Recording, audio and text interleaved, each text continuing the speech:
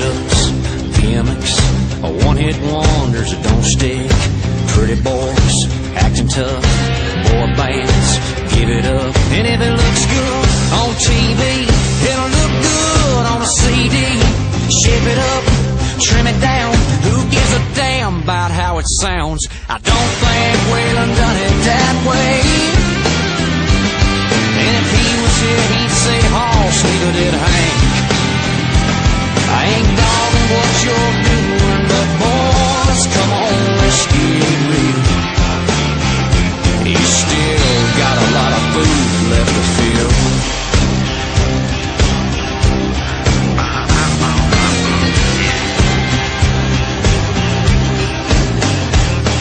You say you're the real deal, but you play what nobody feels. You sing about Johnny Cash, the man in black would've whipped your ass, and I don't think Waylon done it that way. And if he was here, he'd say, Hoss, neither did Hank. I ain't dogging what you're doing, but boys, come on, let's get real. He's still got a lot of food left to fill. Here we go.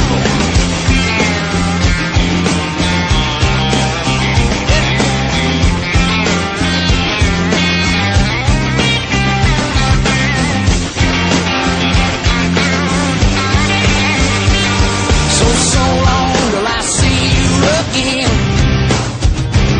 When you're laying in the bargain bin. Well, I don't think Waylon done it that way. If he was here, he'd say, Hoss, neither did Hank. I ain't gone what you're doing, but then again, hell yes I am. I just don't give a damn. Cause you still got a lot of food left to fill. I guess we all got a lot of food left to fill. That's right.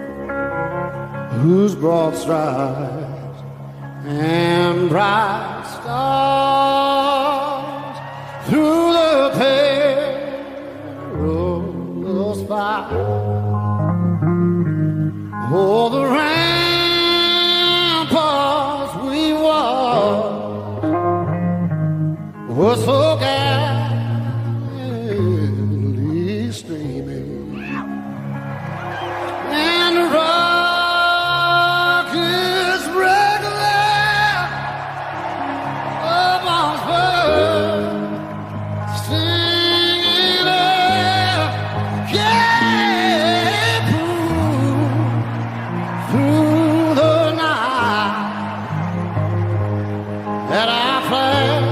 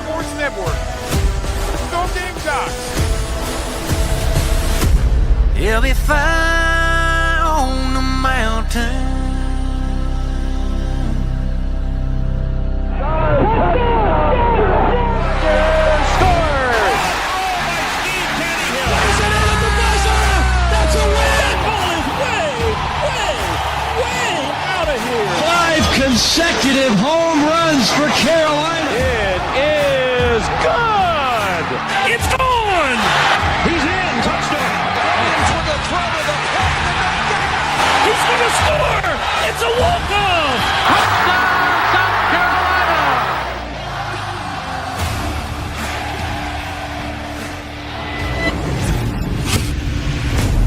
All right, greetings and good morning. Welcome aboard and welcome home inside the Gamecocks, the morning show built by the Barndo Co. and presented by our friends at Resto Pros, who are there when you need them. Resto Pros of the Midlands, RestoProsMidlandsSC.com. The Barn Dominium Company builds dream homes across the Carolinas, and you could be next. Get in line. Head to thebarndoco.com and design and then build your dream home today. Those are the golden tones of Mike Morgan. I am JB. A reminder, if you're going to be watching us and you're a little bit hungry, make sure you've got those game day nuts nearby. They're a great mid-morning snack. If you don't have some, order them at gamedaynuts.net or pull up the Chief Sports app. They're right there on the homepage. You can also hit the graffiti line on the homepage if you got something to say regarding South Carolina football or anything else that might be on your mind, and give us a call, and we'll play that on the air. You can hear your voice on the air here with us. Obviously, South Carolina falls this weekend in pretty ugly fashion to Oklahoma, 26-7. So plenty on that game today. Pat DiMarco will be here to lead off hour number 2, and we'll talk to him about the ball game, where they're going moving forward. We got a couple of plays to look at,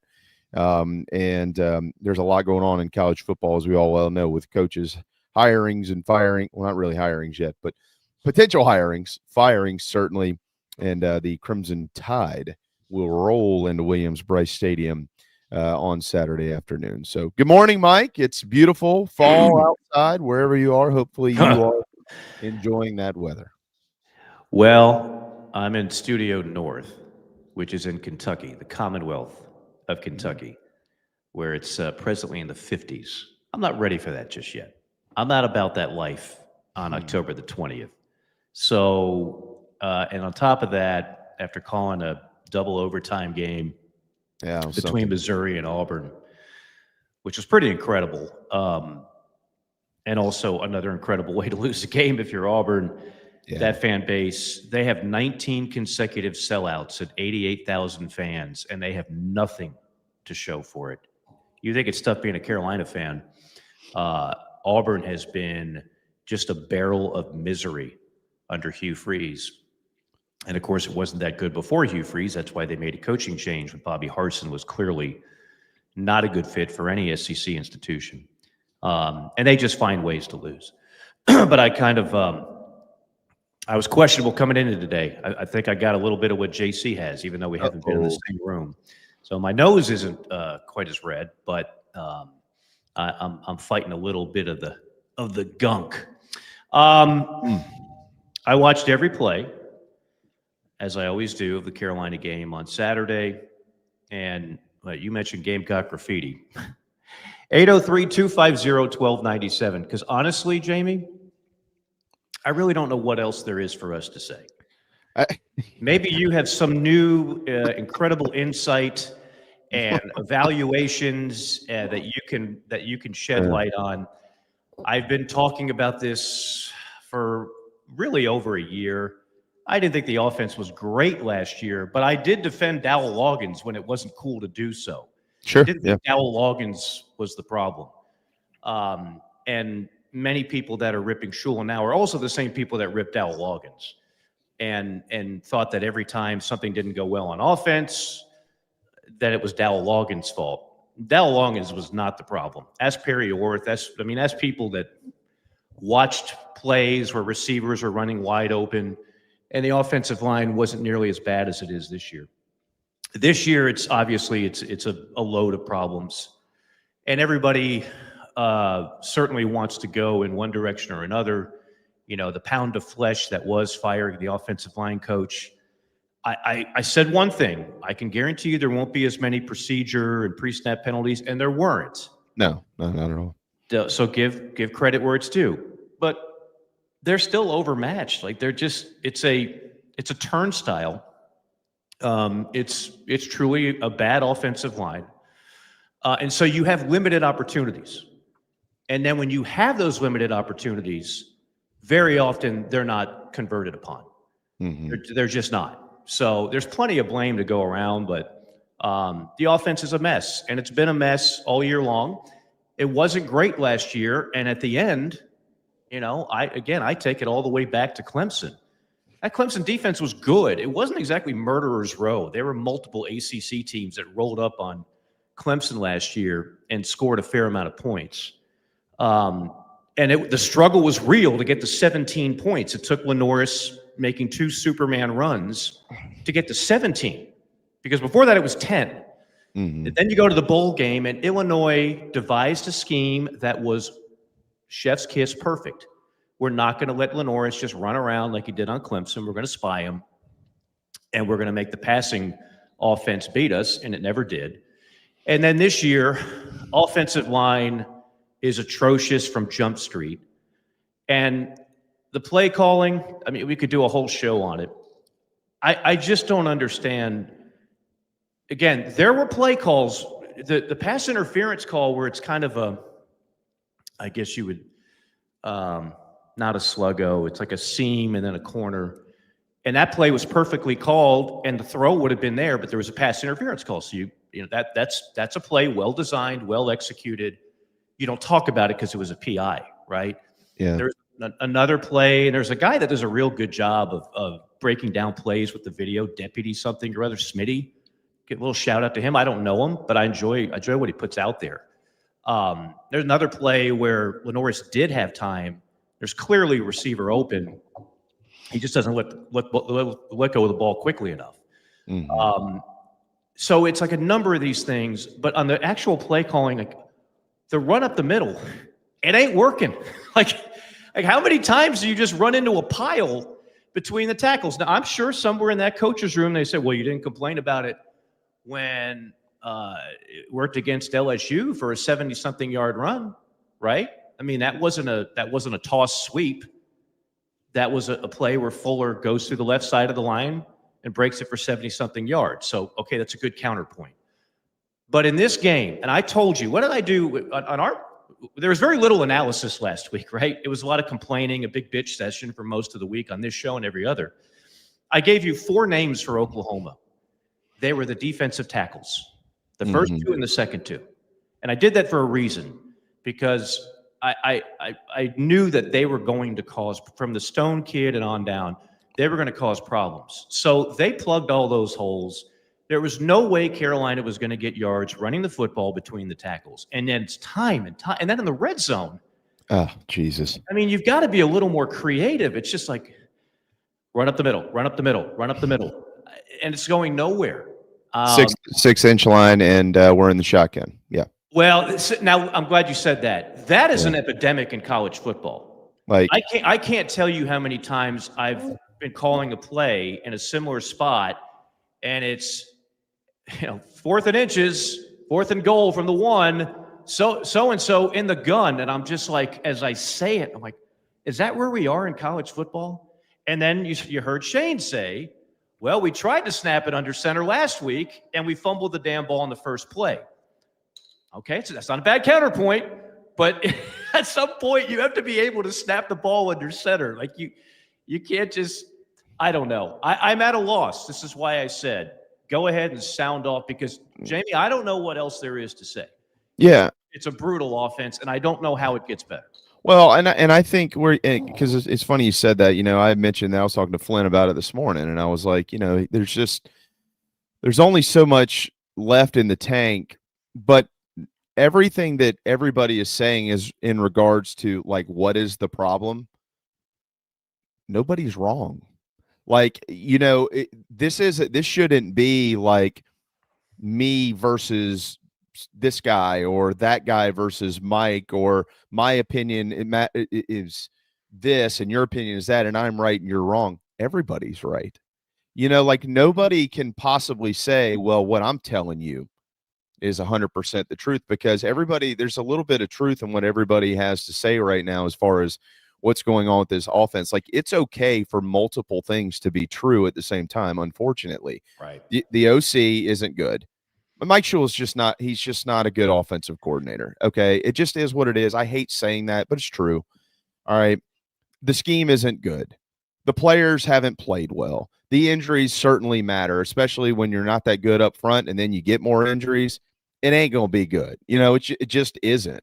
You know, the play calling, you've just like the ridiculous penalties that weren't there this weekend. Obviously, hat tip to them for getting that cleaned up. I mean, at one point in time, Oklahoma had like 9 penalties for 84 yards or something, and Carolina had 0. Yeah. It was a huge discretion. If you would have flipped that around in any game at all this year and said the other team has 0, South Carolina has 9, it would be a total disaster. But Oklahoma was still winning the game, Right. which shows you how bad South Carolina is on offense. Mm-hmm. So, I look out there and, from a schematic standpoint, I look at things and go, okay, well, what do we know?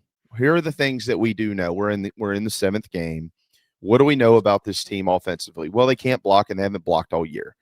Period. The end of the day, they've had some nice moments. That's true. They've had some good games on the ground. They've set up some nice plays through the air. None of it's been consistent. It's been very sporadic, but overall, they don't do it very well. So why are you not in some sort of a system that accommodates that? Sellers shouldn't have to wait 3 and 4 seconds for plays to develop. That's just true. It's just true. It just is what it is. Like, I don't have to be an offensive genius to say that. It's true. They can't hold him the large majority of the time. Get the ball out of his hands. Sellers should be able to move out of the pocket. He's better out of the pocket. Why is he always in the pocket? Again, we can go through all the ins and outs of the football stuff or whatever. We're all going to be right about everything that we're saying, in my opinion. I won't disagree with anybody. If you tell me that you thought an alien was playing right guard this weekend, you might have been right about it. If you tell me you heard that they had cheese and crackers during halftime and that affected the second half performance, that could have happened. I'm not going to disagree with anybody.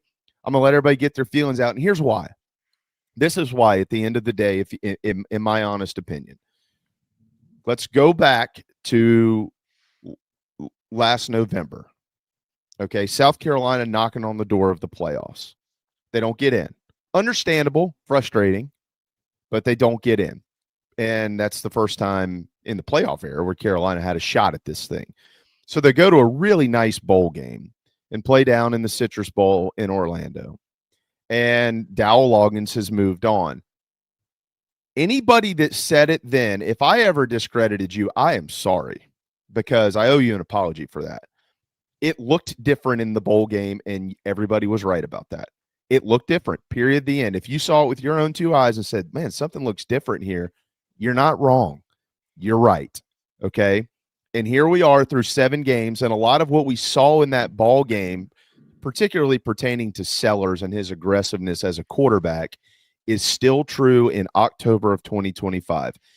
In my opinion, that can't be argued. Now, that's the football side of things. Let's just leave that there for a second. They lose the bowl game, Mike. Finish year 9-4, but you got a guy who's basically returning as a Heisman Trophy candidate and all this stuff going on. Carolina's expected to contend. The off-season hype train is rolling. There's some things that happened between then not pertaining to football. You had a basketball team that came off of a March Madness appearance and laid an egg. They were like the worst team in the league last year. Your baseball team goes to a regional, you fire your coach, you hire a Hall of Famer, and you become the worst team in the league. Oh. And now, well, at least we got football season coming up. Here we are. People are pissed. And, I talked to a few folks this weekend in Columbia who have said something that I've heard time and time again. It's the state of college athletics. I'm not really sure what you can do to change it. But I had a guy who I greatly, really, truly love and appreciate everything he says. I take it to heart. He's very even-keeled and well-spoken. And he said, I'll tell you, from the standpoint of this, like the animosity, people are tired of having their doors knocked on and ask for money. And then you're getting this. They're just sick of it. Like, people pay their season tickets and they're fine with that. They take their families. They want to go. And then it's, well, we can't compete unless you give $20 a month to Garnet Trust. So they buy into that and they give $20 a month. And this isn't anything to do with Garnet Trust. I apologize to those people. I'm not throwing them under the bus. But everybody is continuously asked to do more, and then they're getting less, and they're sick of it. So I can't control the narrative and what people have to say and why they have to say it and how mean they want to be about it or whatever the case is. I wouldn't say a lot of the things that are being said out there personally, Mike, but I absolutely understand. People are so passionate about the University of South Carolina, as all these other programs are in the SEC and elsewhere. They're so passionate about it, and they're tired of being losers. And I don't have an issue with that. Shane Beamer obviously is going to have to make major changes. I think we know the first one that's going to need to be made.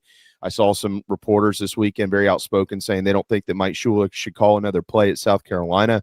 I, for instance, have always been in the camp, let's get to the end of the season and get this thing fixed and just try to tweak it during the year. But I would ask this question, and if somebody has a good answer, I would love to hear the response. How much worse can it get? If he's not calling the plays, how much worse can it get? Because it is as bad as – they're 110 yards per game down compared to last year, and they're scoring 10 less points per game, and they've scored 13 points per game in the SEC, 17 total in the last 2 weeks. How much worse can it get? Am I saying that they need to make a change? I think they need to make a change, yeah. Am I going to be like the guy that's waving the flag for that? I don't have the nuts to do that, no. I'm not going to get out there and scream from the mountaintops, fire this guy right now. But I would ask the question, how much worse can it get? And if somebody has an answer, I'd love to hear that. Yeah, my only question on if you made a change mid-season, who's the play caller in that stable? You could probably go up to section 9, row 20. I know. Seat 7.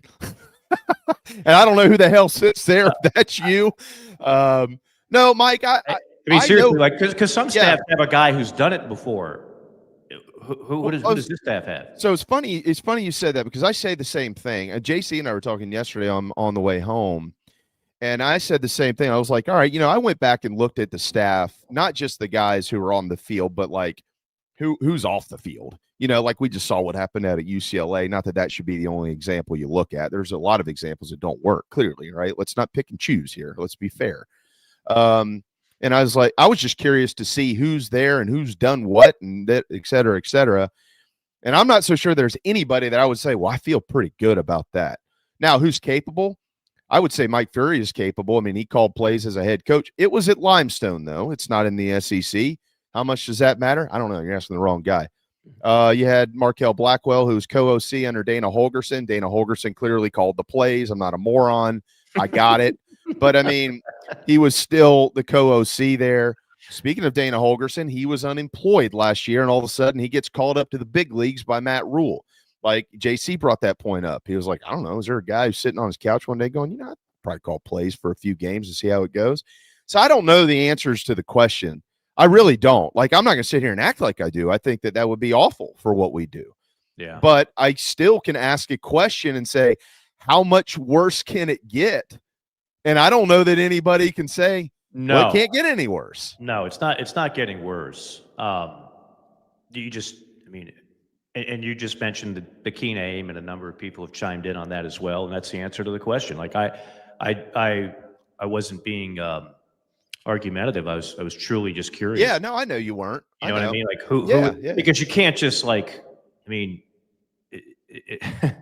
can't just take somebody who truly doesn't know what they're doing, has never done it. Play calling is not easy. There is a certain skill to that, and very few people do it well. That's why Lane Kiffin right now is wanted by everybody. That's why Eli Drinkwitz is going to be wanted by several people as coaches continue to get fired. And I don't think we're done yet. I think I might have just seen one up close and personal that's going to be the next one. And that was a guy who was supposed to be a quote-unquote brilliant play caller. Of course, I'm talking about Hugh Freeze. It's not brilliant looking at all. No. I don't know, but here's the one thing I will say that I might disagree with some about this. I'm okay if they fire Mike Shula tomorrow. No, I'm not going to lose an ounce of sleep over it. I have nothing against him. But I was never gung ho about the hire. I was just like, kind of makes sense. He's already there. He's got play calling experience. Yeah, he knows the offense. He knows Lenoris. Okay, why not?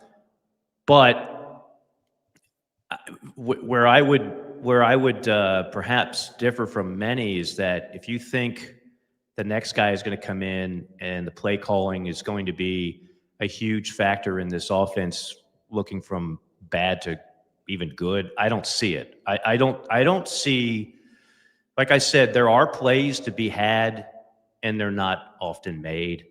And then a new OC is not going to fix the offensive line. You've already changed your O-line coach. They still can't block against the better defensive fronts in this league. They still have injuries too. And that is a concern. That's a concern. They weren't good before the injuries, but it's right. But see, fans don't want to hear that, because that's why you get depth in recruiting. You're an SEC institution with SEC resources. It's kind of like a couple of years ago when Carolina didn't have what I would call like a legit SEC running back. Like that should never happen. Yeah. It should never happen. Every school is stockpiling running backs in the SEC. Right. So, that people don't want to hear the injuries on the offensive line. Like a couple of years ago when Spencer Rattler truly had nobody up front, how many injuries was that? That was like, okay, this is ridiculous. Like 5 guys, whatever the number was, are out. That's not the situation this year. I mean, some of these guys that are not performing were expected to be good. We were told the whole offseason that, I refresh my memory. Were people saying in the offseason that this offensive line was going to be bad? I didn't hear that anywhere. No, and it's right. No, and the people that we were listening to are people that we would trust, because nobody could really see it. You know what I mean? Like we didn't, everything that we heard, and quite frankly, a lot of what the people that I know saw didn't look bad. Why is that, and how has it changed? I don't know. I mean, I can't give you that answer, but yeah, that was a very common theme, and yeah, you're right. People don't want to hear it. I mean, I'll say it because again, it's part of the picture. Like, I'm not just gonna say, well, we shouldn't say that, and I know that you're not saying that. People that don't want to hear it, like, you're not going to get that from at least me. Where, well, don't say that. People don't want to hear it. Well, no, there is some truth in that. Like, but also the guys who were brought in to play, or the guys who were expected to be developed to play every day, they hadn't played well either. Now, is it all on them? Is it on the offensive lines coach? Is it on the scheme? I'd say it's on everybody. Everybody has, I don't know how you would slice the pie and where the percentage of blame goes around, but they're all a part of the pie. Everybody's a part of the pie, in my opinion. No one is playing good football in that offense. No. It's not all on the OC. No, it's not. And I'm not saying that. OC hasn't been good. I'm not saying you're saying that. He ain't good, but the rest of it ain't good either. Nobody has played good. Nobody has played good football on that offense. And then it is a playbook that I watch a lot of NFL football. That is an NFL. If you had D'Angelo Williams and Jonathan Stewart and Cam Newton, who, I go back to something I said in the offseason and I almost want to ratify it. Lenore Sellers is a much more agile, nifty runner than Cam Newton.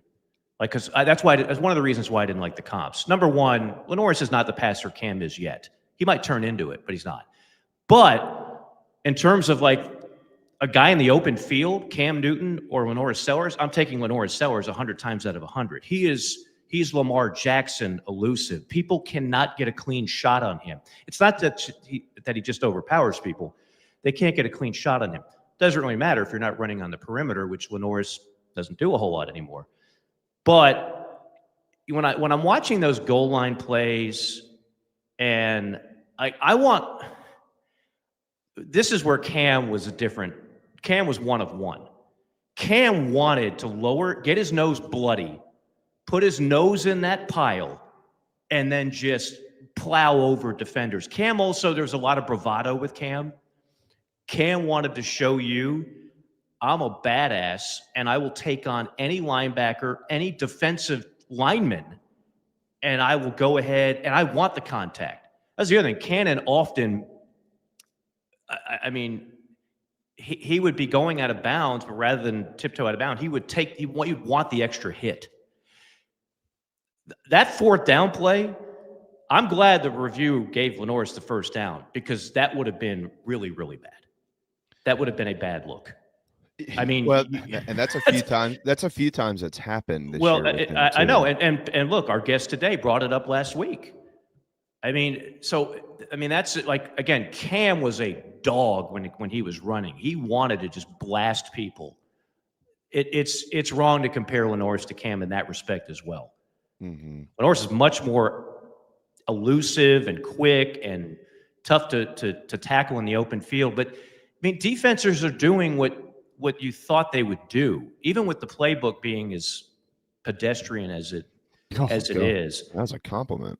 But they know not to let Lenoris just get to the outside. I mean, they're not stupid. They watched the film. They saw the Clemson game, and coordinators adjust, and they have adjusted to Lenoris Sellers.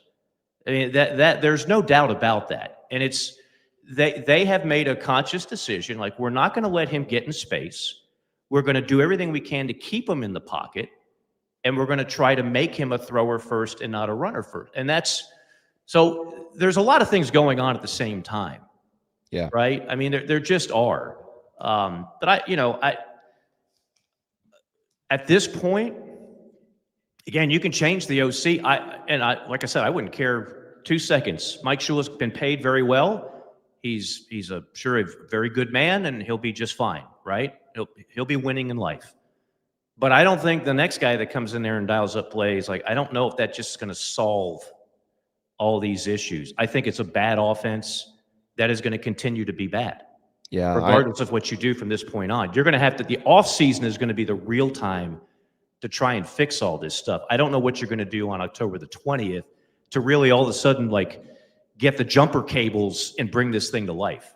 Yeah, and I can't say that I disagree with that. I mean, I obviously certainly think that there are things like on game day when the headset is on from a play calling standpoint that absolutely could be better. There's no doubt about it. When they use quick game, it actually works. I'm not sure how close of attention people paid to that, or for instance, the first goal line opportunity that they had in the red zone when they didn't score. A lot of people, I don't disagree with anybody, take the points there. Go ahead, take the points, because if you stop them, you score again, you're up.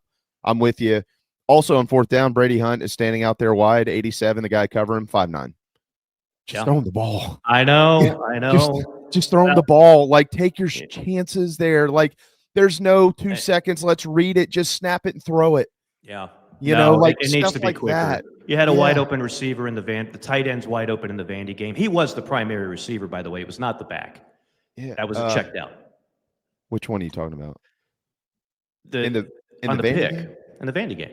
Oh, yeah. Yeah, you have a tight end who's the primary on a slant. Yeah. It's right there. Yeah. You check down to the back with two safeties blitzing. Like, there's certain things this year that you're like, WTF. Yeah. It's just like, look, this gauntlet, which now looks like an even bigger gauntlet, it's still there. You try to pick up the victories where you can. You mentioned like a whole overarching thing on three sports. I'm just going to stick to football for right now, Jamie, because I can't wrap my arms around the other sports. Just right about now, I think a good football season cures a lot of ills. And last year you had a good football season. And this year, everybody had every right to think it was going to be another one. I mean, I didn't think it was going to be 9 wins again, because I knew the defense wouldn't be as good. And that's the other thing. We don't talk about it as much because the focal point has clearly been on the offense. This defense has been solid. It ain't been great. I'm sorry. It hasn't been great. They're solid. I mean,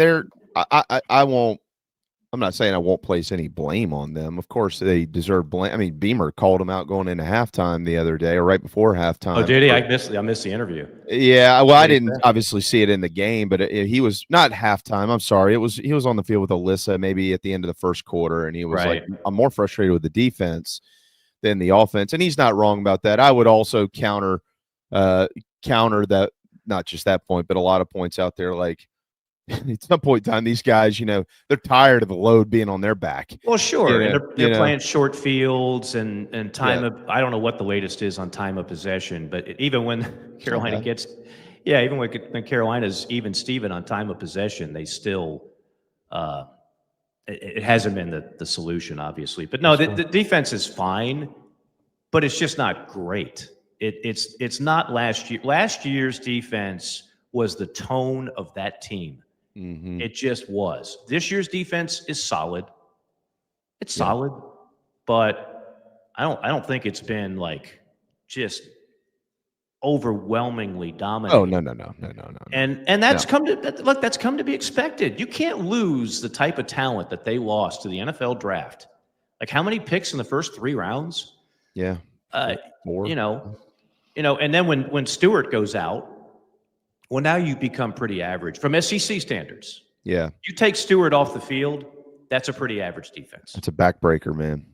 I mean, that's a backbreaker for your football team. All right, it's 10:34. We're going to obviously continue this conversation, but Mike, can you get us to a timeout, please, sir? I sure can. I got good news today, on a day where everybody could use a little good news, right? Troy Branham, he doesn't text often, and when he does, I listen. It's like E.F. Hutton. He says that the rates have officially come down. So if you bought a house in the last 12 to 18 months, it's worth a conversation. They're locking most people at 6 or under right now. Those numbers have not been available for quite some time, as people know if they've been shopping around. So it is a very good time to give Troy Branham of Golden Gate Mortgage a call. 238-0111, 803-238-0111, 803-238-0111. Again, Troy doesn't BS people. If it's not a good time, he'll tell you it's not a good time.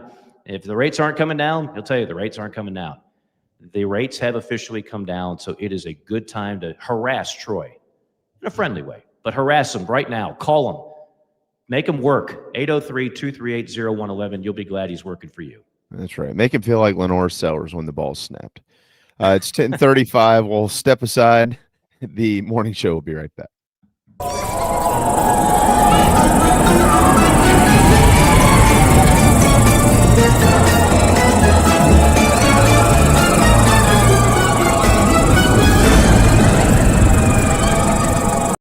If you live in the Midlands and have a Medicare Advantage plan, please listen carefully. Hello, I'm Joel Lurie. Due to recent congressional action regarding prescription drug costs, it's very important for you to review your plan. There are major changes that could affect your coverage and how much you pay. If you would like a review of your Medicare Advantage plan, call Lurie Life and Health in Columbia, 803-256-2067. Our service is at no cost.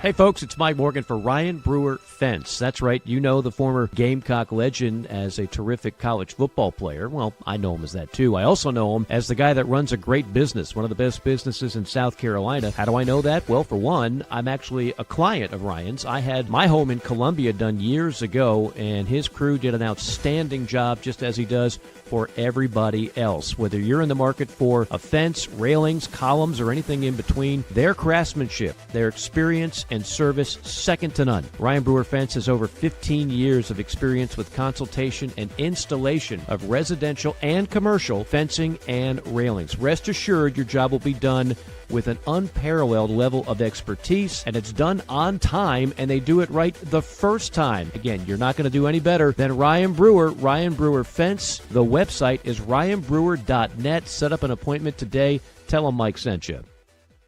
I said, oh, Lord Jesus, it's a fire.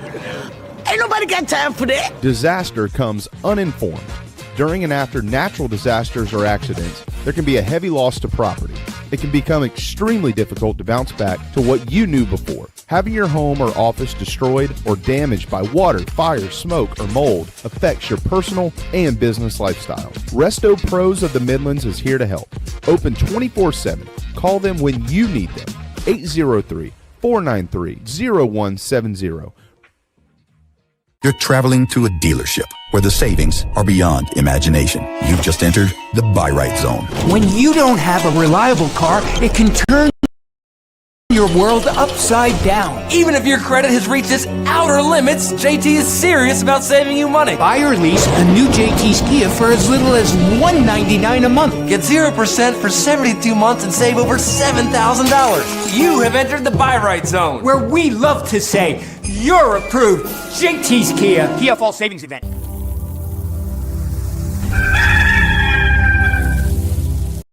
Our fall coverage of Gamecock Athletics is presented by the Barndominium Company. Welcome home, South Carolina. We hope you enjoy the most beautiful time of the year. If you ever change your mind about leaving me behind, well, bring it to me. Bring your sweet loving. Bring it on home to me. Yeah, yeah, yeah, yeah, yeah, yeah. I know I laughed when you left, but now I know I only hurt myself. Yeah, bring it to me. Bring your sweet love. It is 10:40. Welcome back. Inside the Gamecocks, the morning show brought to you by Palm Casual. Man, this weather is just perfect to be outdoors if you're going to be sitting by the fire pit or watching some TV, watching some football, watching a Halloween movie or something like that while you're on the back porch. You want to make sure that you're comfortable. And I know the Morgan family is, the Bradford family is, and thousands others across South Carolina because they all went to Palm Casual and they upgraded their outdoor experience. PalmCasual.com. Gamecock, very proudly, Gamecock owned and operated 4 locations. And if, like I said, if you walk out, it's just so beautiful out there. This is the time. Oh man, we want to be in a good spot. They'll get you there. You know, obviously continuing this conversation, we're going to talk about a lot of coaching stuff and things like that too. We got Pat coming up. You know, the fans are looking at this largely and saying, well, the season is essentially over from the standpoint of what can we accomplish as a football program? Like, you're not going to the playoffs. At this point in time, you're really fighting to get to bowl eligibility, as we well know. And at the end of the year, if they to be quite frank, if this team finds a way into bowl season, that would be an enormous achievement from kind of where it's been. But I would go further than that. And I would say this, not that it would be acceptable from an overall standpoint. If you're Coach Beamer, and obviously there's a ton of people that support Shane, and there's no doubt. There's also Mike, as you know, when things don't go well. A lot of people that don't support the head coach, you know, regardless of how much they like him or whatever. But if you want to buy yourself a little bit of time, you win that last game. You know, you win that last game. Be playing your best football on November the 29th, regardless of what that overall record ends up being. Yeah. You win that last one. You can buy yourself some grace to get this thing fixed. Well, that would be 3 out of 4, and there's very few Gamecock coaches in our lifetime that have done that. So you're absolutely right. And is anybody going to tell you that game is not very winnable? Yeah, they're not very good. Clemson's just not good. This is. I was talking with Kornblut. Of course, he covers both programs and has done it for like 50 years. I'm trying to remember a time where Carolina and Clemson, beginning of the year, were basically considered top 10 programs by most people, and both had a quarterback considered a Heisman Trophy candidate. I mean, you could literally go in Vegas and bet on Cade Klubnik and Lenora Sellers and get fairly like decent odds that they would win the Heisman Trophy.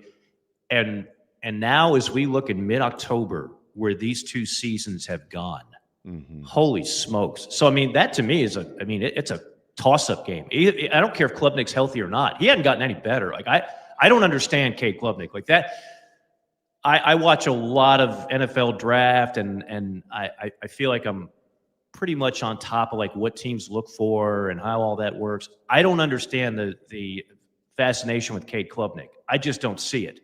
Now, maybe he has a great combine, but I think there's no chance of him being a first-round pick. And we were hearing at the beginning of the year he's a top 10 guy. I don't see it. He has not improved in 3 years. No. Even when he's healthy. He's not improved in 3 years. They've lost. It's not all portal thing. Again, I don't want to get too knee deep in Clemson, but I also know people don't mind talking about Clemson having to go through a crappy season. These programs have a lot of similarities right now. That's my point. Very crazy. Yeah, that's my point. I mean, it is. we had Queen. Congratulations on sobriety, brother. That's awesome. And he kind of makes a joke. Picked a rough time. It's like the line in Airplane. Picked the wrong week to quit drinking. No, man, I tell you what, if you get through this, staying sober, dude, you're gonna be fine. You're gonna be the fine. Rest of your life. Yeah, you get the chip and you get everything else, because I think fans throughout the state of South Carolina have been looking at the bottle this year, because it's just been a massive disappointment, really, for both programs. And then I'll tell you one other thing, Jamie. I think what Kurt Signetti is doing at Indiana and what Clark Lee is doing at Vanderbilt, who is now in the top 10 and just beat LSU as a favorite. Yeah. And I'll bet you that crowd was half LSU. So it's not like they have an intimidating home field advantage. They never have. But what they are doing is going to get a lot of coaches fired, because your average fan says, what the hell? We got more than Indiana. We got better facilities. We got better tradition. We are in a better league. In the case of Vandy, it's in the same league, but Vandy's been everybody's homecoming opponent since I can recall. And those guys, with what they're doing right now, is going to get a lot of people fired. And remember in the offseason, we were talking about the fact that no SEC coaches were fired. Well, that just spelled doom this year. This is going to be bloody. NFL has Black Monday, the Monday after the final game, where a lot of coaches get fired. College, it's all over the map. Do I fire him now in week 7? Do I wait till the end of the year? Do I wait before the big rivalry game? Whatever the case may be, you got to worry about the portal. You got to worry about what the boosters want. But there are going to be, this could be a record year for firings in the SEC. And the only thing that's holding at least another one together is an exorbitant buyout. Otherwise, that, I think, would have already been done. And you could kind of figure out which one I'm talking about there. So there's a lot of misery. No, well, that's another one. I'm talking about in the league, in the SEC. Yeah. Yeah, for sure. Okay. Yeah. But Norvell's another one. You just brought up yet another one, not SEC, but another one. And there's talk that could be done as soon as today. I don't know whether or not to believe it. Well, there's a lot of bad sources. The AD put out a statement earlier. They're sticking with him at least through the end of the year.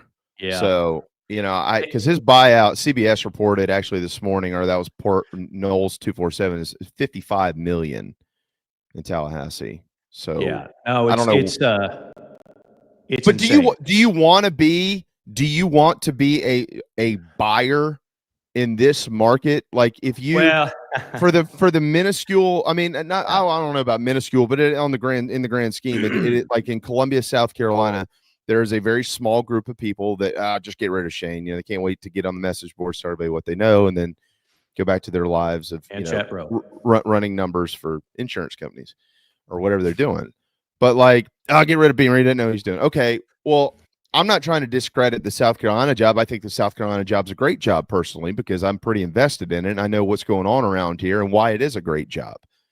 But do you really want to be in the market if Florida and Auburn and Penn State and maybe Florida State, some of these coaches, like, they're not just going to create a coach. This isn't a video game. You're going to hire somebody from somewhere else, and they're going to have to go hire somebody. Do you want to be in that? If it was me and you're going, well, this is a bad year, but we're not in a bad place, we're in the middle of a bad year, I'd let the chaos happen around you. And if you need to find an offensive coordinator, there's probably going to be one out there with everything that's moving on in college football. You're not wrong for bringing that up.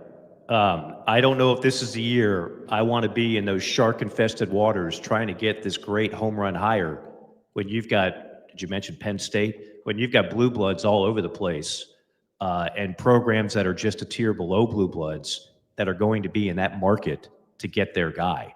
Yeah. But, secondarily, whether fans want it or not, I don't think there's any chance. A lot of people are like, oh, well, Donati's going to do it. He's not firing Shane Beamer. No. I just don't see it. There are some people that so want to believe that Donati is going to be the guy that just keeps firing people and every coaching hire is going to be this magical. That's typically not how it works. And Shane Beamer has built up enough cachet where I don't see it. I'd be shocked. And I have no inside info on that, and I don't want inside info on that, quite frankly. But I don't see it. Changes on the staff, automatic. I mean, that's going to happen. And then what's going to be very key is going to be, and there's a lot of programs in the SEC going through this right now. Carolina is no different. You are going to have to play a lot of defense in the portal. Because when you come off a season like this, there's going to be a lot of players that are going to be offered. The poachers are out. It's poaching season, Jamie. They don't wait till the actual portal window. Those conversations go on now. I was going to say, I'm not so sure that that's not already happening. Right well, 100%. Now, that's technically not above board, but nobody follows the rules. And it's still a situation where money is, all over. The whole thing that, now they're going to monitor NIL deals. It's such BS. Like, you're not going to, the moment a kid takes you to court over an NIL deal, you're going to lose and get dunked on again.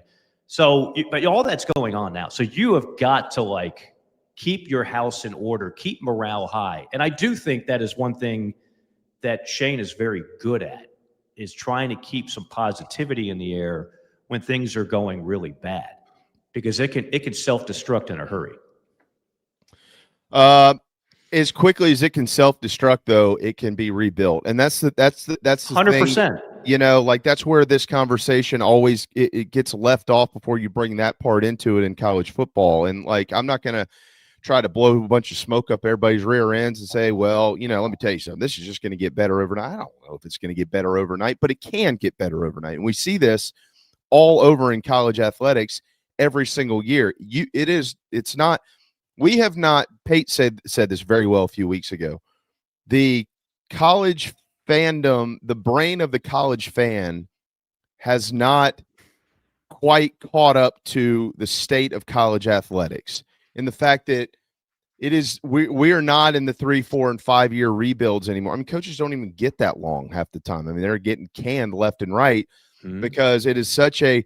Well, if it can fall apart in 1 year, it can be built in 1 year. And we've seen that. I mean, Florida State's run a couple of years ago under Norvell happened in 1 year. And guess what? The next year they fell apart again. So, I mean, the question is, how do you get it there and then sustain it there? Obviously, Carolina hasn't been able to do that under any coach. I mean, Spurrier had a 4-year run in the old era of things, but obviously they couldn't do that under Will. That Shane it's been up and down with him. There's been a lot of big time ups.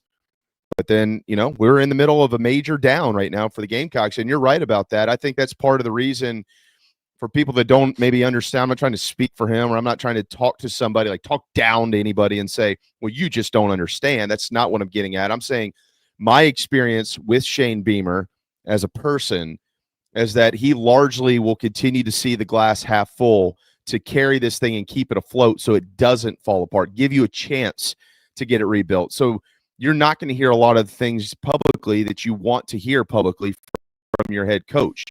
Now, behind closed doors, he will say things to the people that he needs to say. I know that because I know one of the people that he said them to. Okay. But you're not going to get Shane Beamer out there going, well, let me tell y'all something. At the end of the year, we're going to fire this offensive coordinator. We're going to do this. We're going to do that. If not, then I'm going to fire myself, because that's what everybody wants to hear. He's not going to give you that. So, there's a little bit, unfortunately, of a trust factor that has to be there, and it doesn't exist right now. Trust erodes when you lose, so they don't care what you have to say. Now, I don't believe any of it. Well, that's just the nature of the beast. It's just where we are. But it can be rebuilt really, really quickly, but he has got to get this offense right in order to do that, period, the end. Like that, you said it a few weeks ago. I don't even know if it was that long, Mike. You might have said it might have been a week or two ago, and it's spot on, 100% right. Like, that's the whole key, if you ask me. The biggest hire of his coaching career is coming up. I don't think there's any way there's not someone else calling plays next year in Columbia, South Carolina. That will be the ticket to how successful he ends up being, how long he stays in Columbia. No question. And then that, I mean, Lenoris is a unique athlete. You're probably not going to have him next year. So the offense, that's why I think I even asked you a question a week or two ago about the backups. We saw one of them briefly. Yeah. Yeah. And look, I don't follow recruiting nearly as closely as like a JC does. He's all over that, but you're not. It's just the offense is gonna look different anyway. So whoever does have that job next year, it's gonna be slightly different. But it's certainly going to be. I'm not saying like Gus Malzahn, but it is going to tilt more to what a college offense looks for a lot of these teams. When you've got a stout offensive line and talented wide receivers and a quarterback that just sees the field and fires missiles accurately time and time again, you might be able to get away with this offense. You don't have that. This offense does not fit the personnel. And so I just think that I think they're going to find something that's a little more congruent with the personnel they're going to have next year. And who that is, I have no idea. I will tell you this. This won't make anybody feel any better probably, but as I go around, I mean, I mentioned Auburn. Like, you hire Hugh Freeze. A lot of Gamecock fans wanted Hugh Freeze. A lot of people wanted Hugh Freeze. Hugh Freeze made his bones, on two things: recruiting violations at Ole Miss, and always being a brilliant play caller. True. He has lost his mojo. He has a 5-star transfer in Jackson Arnold. They have capable running backs. They have 2 receivers that just about every program in the country would want. Cam Coleman is a dude, and he finally had a 100-yard receiving game. But their offense, it's just not great. Well, they had a really good offensive line too. They thought it might be one of the best ones in the league. They spent a couple $1 million on offensive line portal guys, and the offense hasn't been great. Texas, who I had 2 weeks ago, their offensive line has been leaky all year. Well, then against Oklahoma, the same defense you saw that stuffed Carolina for 4 quarters, Arch Manning basically plays the best game of his career. They move the ball down the field. They control the game. They win. And then the moment you want to say Texas has found its way offensively, they go to Lexington, Kentucky, and barely beat the woeful Wildcats at overtime. So they have issues on offense. I was all over that. I can keep going. Florida, DJ Lagway. Oh, DJ Lagway. Going to pay him a lot of money. Kid's a first-round pick. You can't fire Billy Napier. If you got DJ Lagway, he might hit the portal. Oh, my goodness. DJ hadn't been good at all. And the Florida offense hasn't been good at all. Billy Napier, why was he hired? Well, in part because he had a reputation as a great play caller.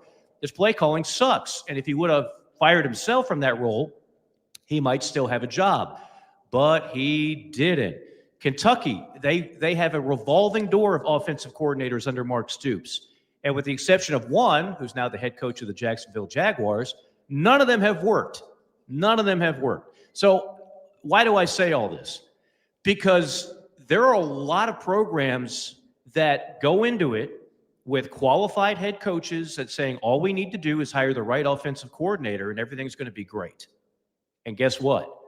They keep hiring and it still sucks. Yeah. So just because you fire Shula, I think we all believe that's going to happen.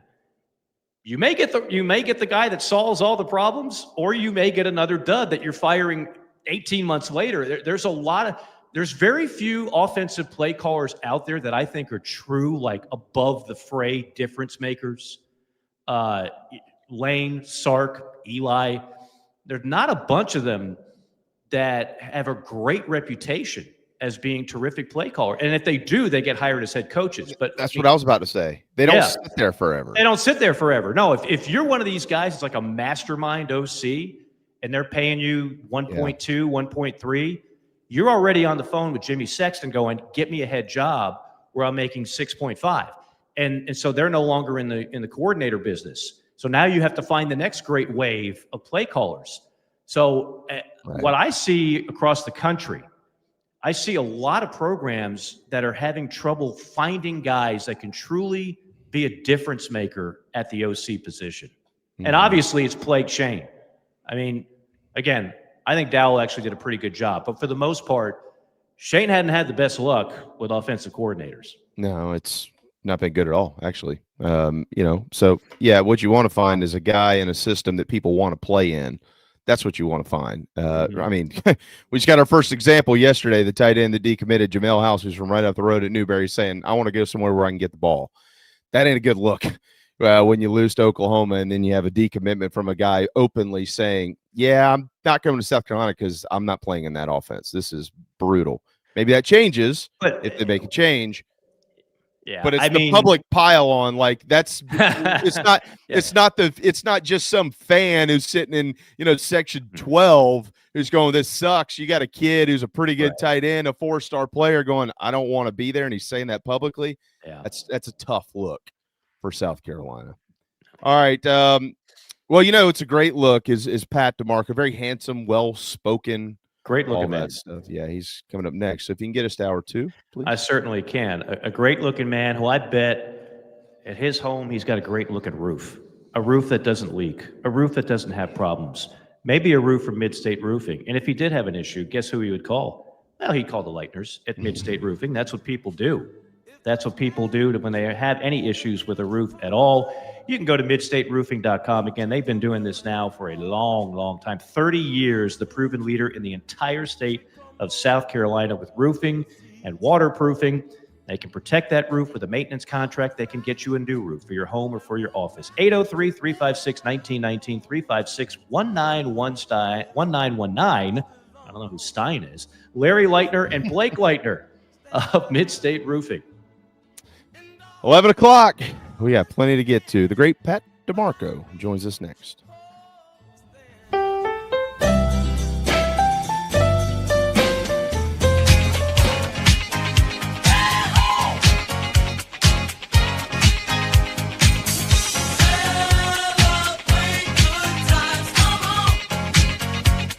It's a celebration.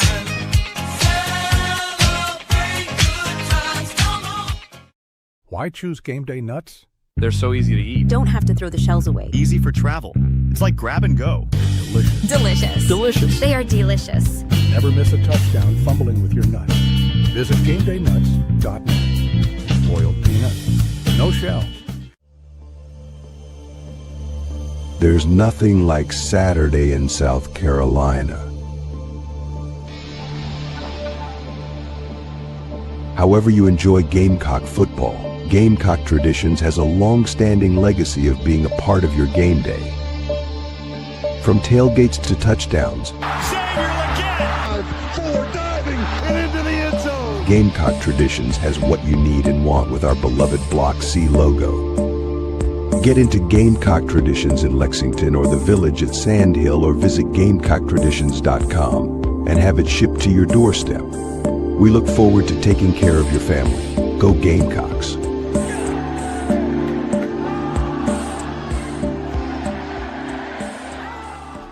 Are your wood floors dirty, scratched, worn, or unsightly?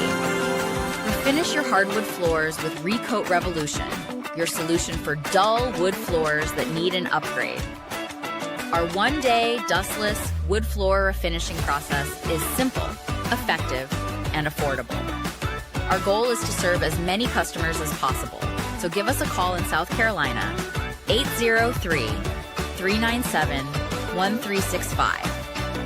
Or visit us at recoatrevolution.com. Go Gamecocks!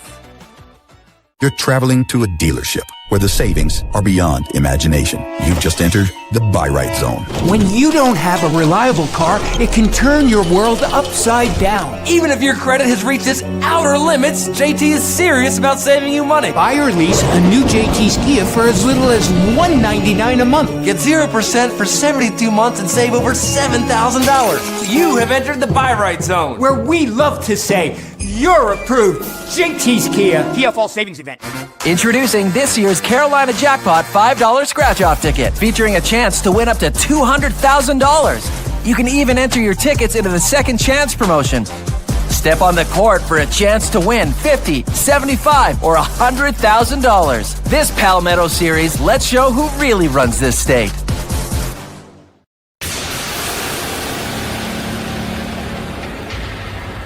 Visit GameDayNuts.net and order yours today. Boiled peanuts, no shells. Official tailgate snack of ITG.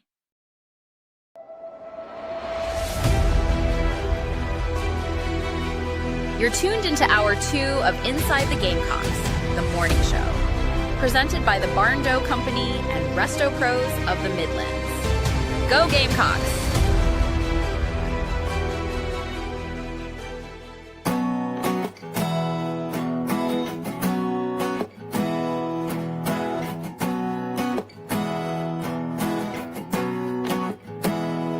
With a little love and some tenderness, we'll walk upon the water, we'll rise above the mist. With a little peace and some harmony, we'll take the world together, we'll take them by the hand. 'Cause I got him for you.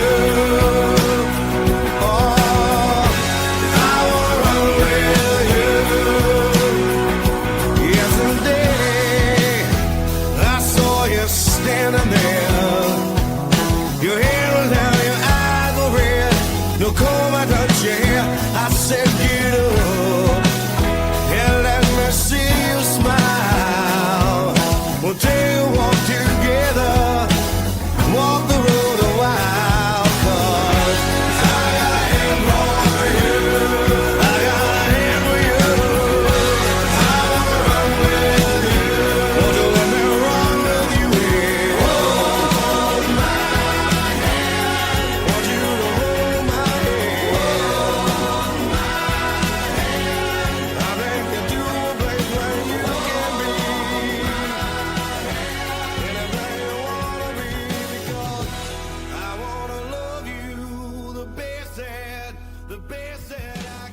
It's 11:05. Welcome back. Gamecock Traditions presents Hour 2.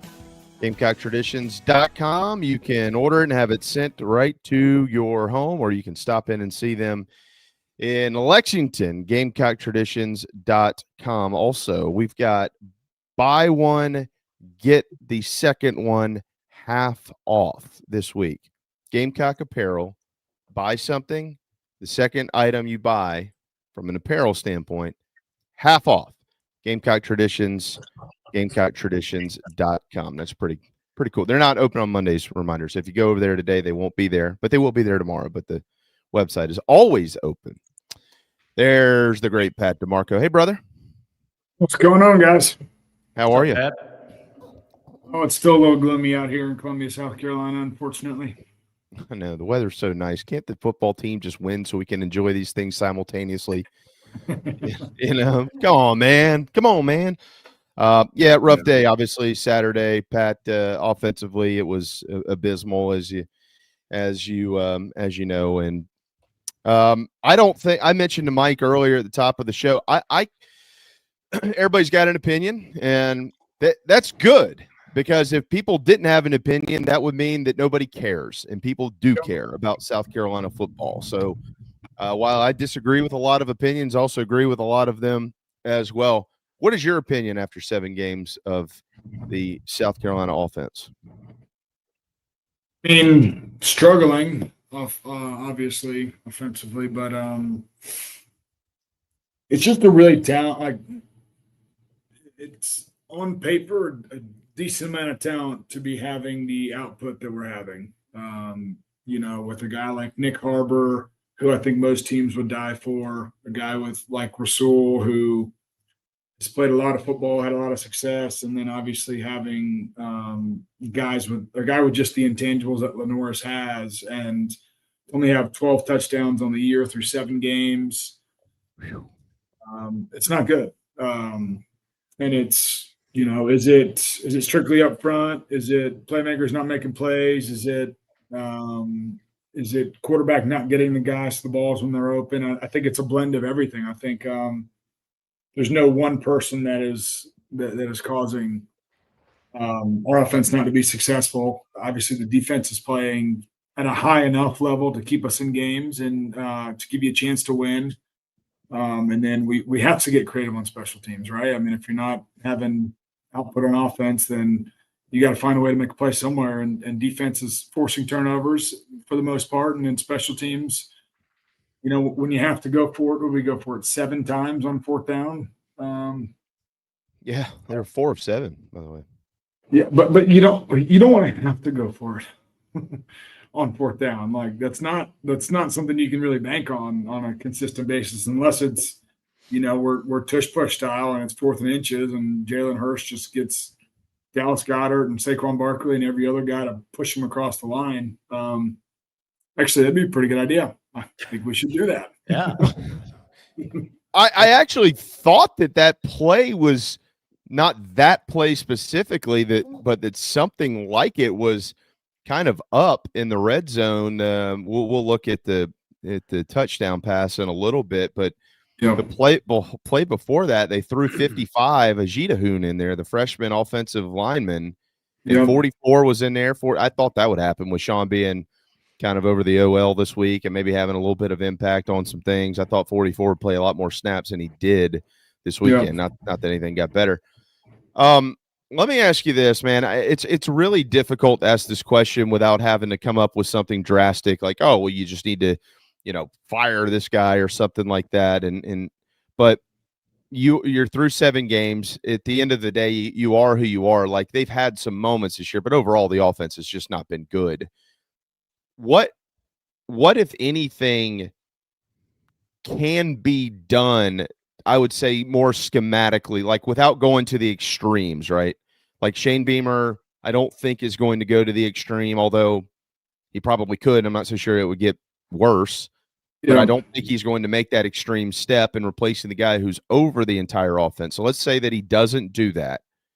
What are the things from you're using your football eyes that you've seen that you think, well, maybe if they could do this, they might be able to do a little bit more, be a little bit more productive over there? Yeah, I mean, I think everybody was expecting a pretty similar offense to last year's offense. With Shula having been there, obviously Dow Loggins was the offensive coordinator last year. Was it elite? No. Was it good enough? Yeah, I mean, we won 8 or 9 games last year. So I think that we, instead of having to reinvent the wheel and have a young quarterback have to learn a brand new offense, like I was expecting us to run a pretty similar offense with some wrinkles here or there. But one thing that I think we've lacked is like attacking the perimeter in any way, shape, or form, whether it's bubble screens, this screen game just in general, RPOs, getting guys out in the flats, having some lead blockers, jet sweeps. Like, we ran it the first play of the game with Nick Harbor and gained 9 yards or 11 yards, whatever it was, and wasn't really attacked again. I just Brian Daboll was my OC my last few years when I was in Buffalo. And his mindset was, I'm going to make a defense cover every inch of the field. And whether it's spit it out wide and we're just running a halfback flare with 2 guys, blocking on the perimeter, but I'm going to try to get the ball to my playmakers in space where they're not having to run through, they're behemoths up front, right? I mean, like Oklahoma's defensive line and linebacker crew, like that was a very good football group. They were well coached. They were disciplined. They weren't out of gaps much. You're not trying to go like that. You're trying to, have somebody miss a tackle and get an explosive play. I mean, like the play that we'll watch here shortly with the fullback dive, the best play in football, like that was a tiny little crease that he bumped through. It wasn't like it was a gasser. Like it was like he bounced off one of his offensive linemen, bounced into the other offensive lineman and squeezed through the hole. But just the execution isn't there. And it's hard to like repeatedly week in and week out, man. The offense, like it has so much more potential. I think we all want to start seeing that potential and seeing. I watched some more highlights from the game this morning. Or I wouldn't call them highlights, but just plays from the game this morning. And I mean, Lenore Sellers is obviously frustrated, and he, his play isn't elite, but he's not getting much help from his offensive line up front. I mean, there were a lot of free runners. He was sacked a bunch. The play where he scrambled for the first down, and he got on the sideline. He kind of like got tripped on the sideline, and like I don't know if you guys saw that play, but he spiked the ball on the sideline, like almost like enough is enough. I'm freaking tired of getting hit every time I drop back. Tired of running for my life every time I drop back. Like, somebody help me. You saw him throw his hands up a couple of times in the game the other day. I don't know if it was directed at one player or I don't know what it was directed at, but you could see it. There's no question. And hey, by the way, like everything that you say, everything that the average casual fan out there says, I don't know that anybody is actually wrong. Mike and I were kind of talking about this earlier. I think it's brutally unfair for somebody to have watched this team now for 28 quarters and sit here and try to say, well, I'm right and you're wrong, or this guy's to blame and not that guy, or what. I think there's a lot of blame to go around and they all should share it. I don't know what the percentage is from game to game. One game, this group might be a little bit more to blame than that group or whatever the case is. But nonetheless, through 7 games, it's just all sucked on offense, period, the end. I mean, like I was looking at, I pulled up Saturday night, I was looking at the just offensive rankings, and I don't think they were updated, but we had, at that point, it was 11 touchdowns through 6 games. Now we're 12 touchdowns through 7 games. And, you know, if you want to be on the, it was 3 pages. It was top 50, 51 through 100. And we were obviously on the last page, 101 through 150. But if you wanted to be on the first page, just in the top 50, I want to say it was double the touchdowns that we had. And, you know, it's like you're looking at it, and there's individual players in college football who have scored more touchdowns than the Gamecocks have collectively on offense, which is not good. But the only way to get out of it right is to grind. I mean, what else is there to do? Like, you can't, obviously, like, you know, Gamecocks fight until the end. So it's not like the towel's being thrown in, and knowing who Shane Beamer is, like, he's going to do everything in his power to get this thing fixed. And I truly believe that. But it is tough to watch right now at times. But, you know, I'm garnet and black, thick and thin. So, like, I'll be there. I'll be loud. I'll be there with some of my teammates, my 2010 teammates this week. We have our 2010 reunion, and, you know, there's going to be frustration from that group because the standard was pretty high when we were there. And I know that same standard is there, but it's not being met. So it's like football in general, sports in general. It's like any given Saturday, any given Sunday, like, who the heck knows? Like, we could show up and score 40 points against Alabama this week and win 40-20. I mean, I sure hope that's the case, but I've been sitting here holding on to hope that, like, sooner or later it's going to click, and it hasn't yet. But, like, sooner or later, for God's sakes, it needs to click. Well, Mike, I think I might have just figured it out. Okay, good. Spurrier's going to be back this week. Dial up he's small got nothing better plays. to do. Dial up some plays. Yeah, He might through 10 up and down the field. He'll have in his left hand, he'll have a playbook. In his right hand, the he'll have a Coors original. Well, no, he'll save that post game. Although I did some coaches shows with him on the radio, he certainly didn't wait till the end of the show. But in the right hand, he'll have his blueprint designs to open up Steve Spurrier's in the Vista in Columbia. So he'll be ready to go. This will be a very productive Saturday for Steve. Well, that's all up to Pat. Pat's got to find the building. You know, once he gets that figured out, then maybe Steve can get that sucker open, Pat. So you got a lot of work to do in the next few days. Yeah. Well, let me get back to work real quick, boys. before we have to show the plays of the game. Yeah. You know what? There's a property down there that I'm looking at. Yeah. It's obviously creatively this team is struggling. I just continue to think to be a little bit more specific. You know, I know people like to hear you and Perry and you guys like actually talk ball, and because we all learn a little something there. You know, there were multiple moments this weekend. I've got the game on in the background here, as a matter of fact.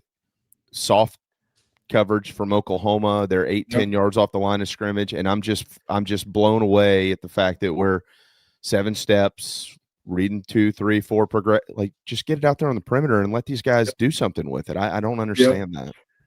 Yeah, I mean, I will say, like, the run game was obviously, I was hoping it to be better with having Sean back at the realm.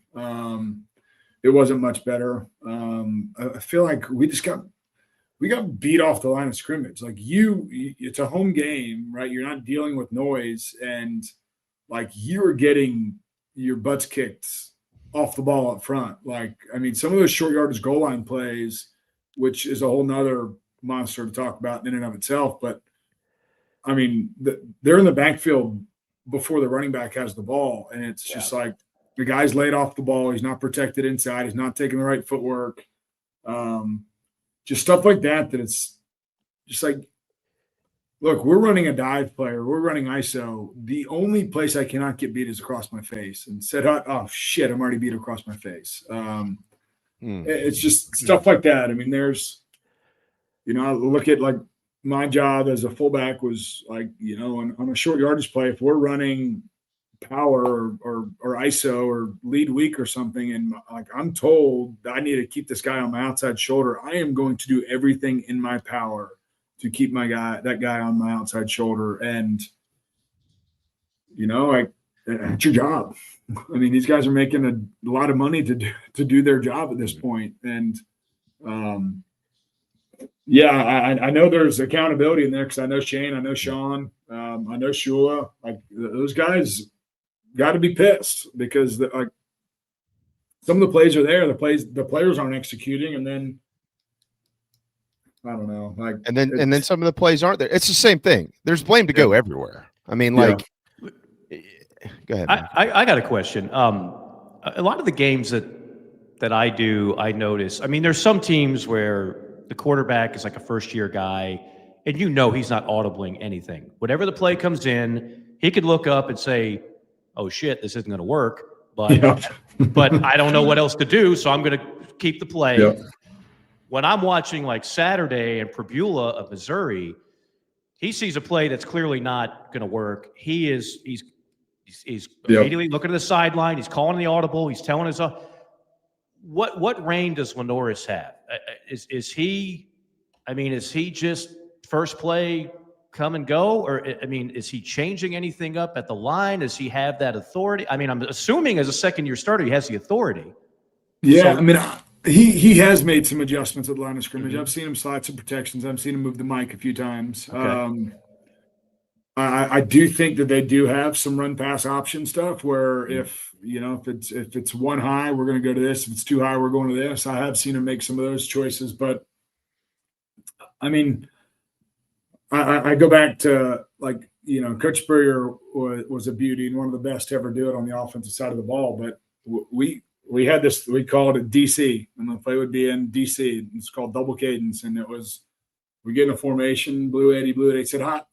And you see what the defense is doing, and like look at the sideline, and coach is like, all right, they're in quarters, they're in 3 deep, man underneath, whatever it is. And he's like, I got it. Sends in the play, and you draw something up, and there's the explosive. I mean, I haven't seen that. Like, I haven't seen us make an audible and then have an explosive play immediately after. I don't know. I'm frustrated too. Obviously, I'm a Gamecock fan, and Pat, I had high expectations this year, but it's football and it's a hard league, especially when your next 3 opponents, you play three teams that are in the top 8.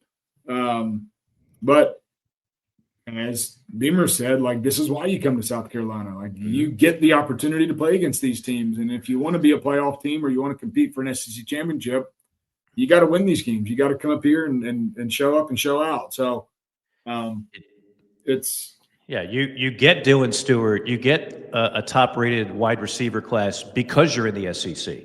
You don't get that if you're South Carolina in the ACC. Yeah, so 100%. Either accept the challenge or find a weaker league.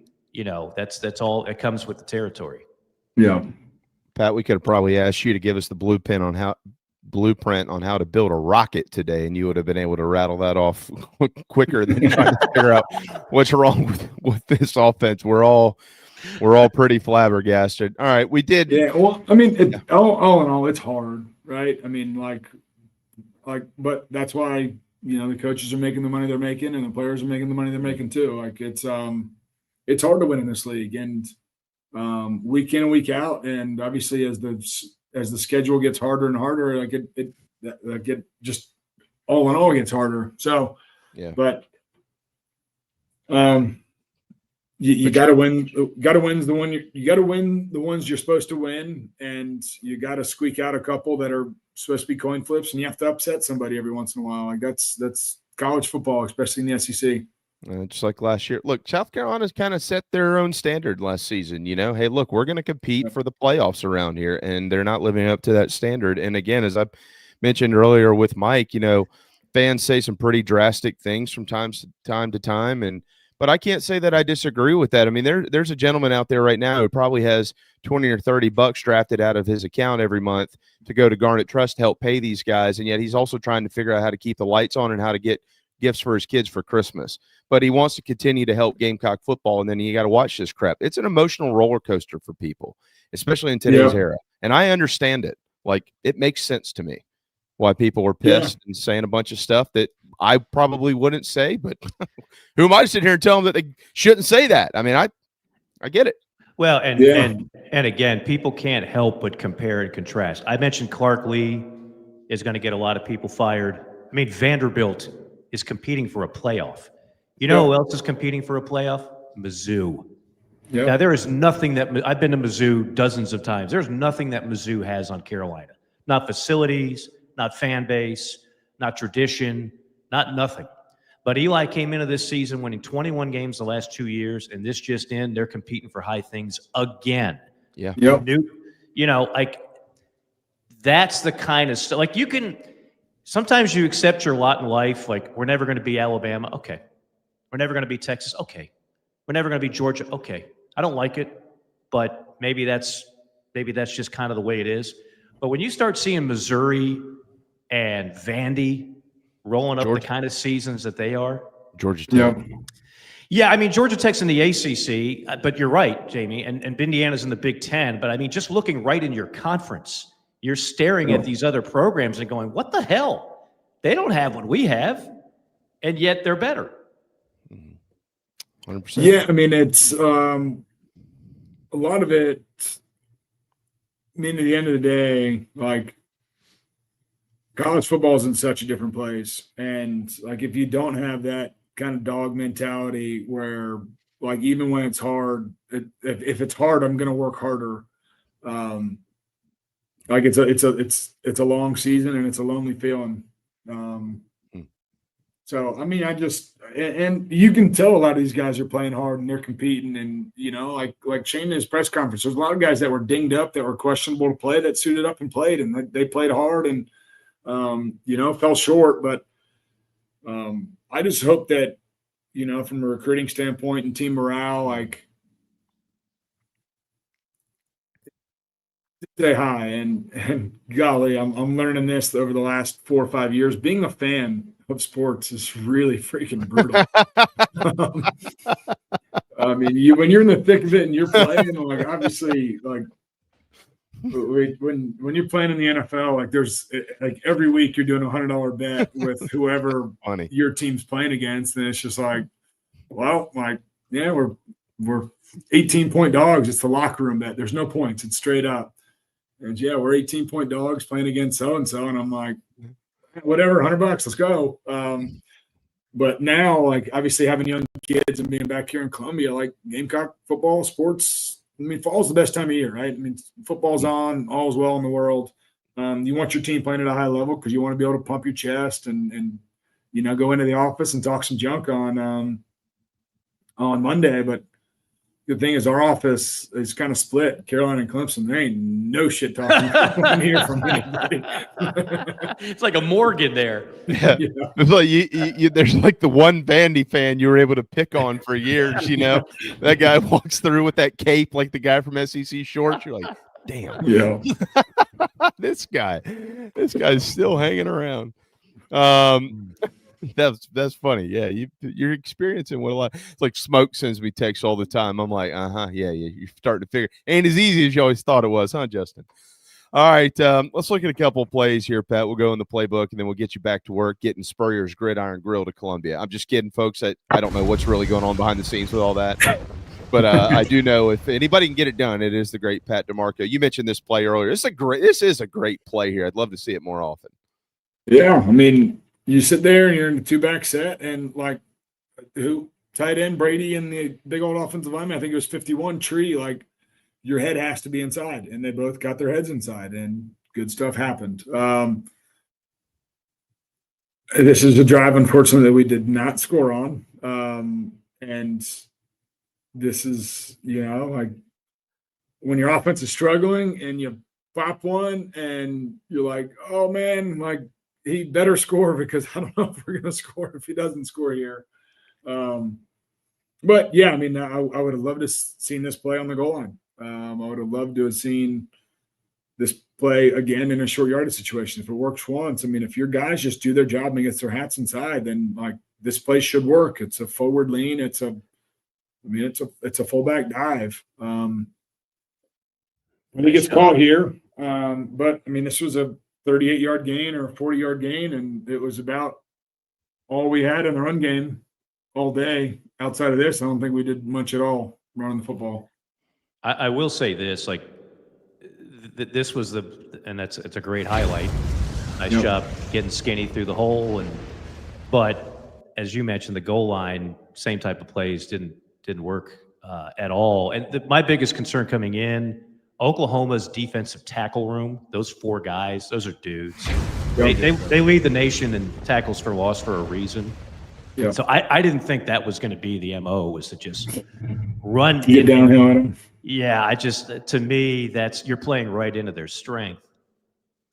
Here's the touchdown pass. What you're going to see here, though, when this thing slows down, they missed Brady's butt naked. Brady is butt naked in the end zone for 3 seconds before the ball's out. He is, and I got bad news for everybody. The play shouldn't have happened. It was a false start on 74. And it was a hold on 27. And it was a hold. Yeah. 15 yards over the penalty. He's not called there. Yeah. But go back to what you initially said there, Pat. You see Hunt wide open. Like what's going on here? Take us through it. Well, initially.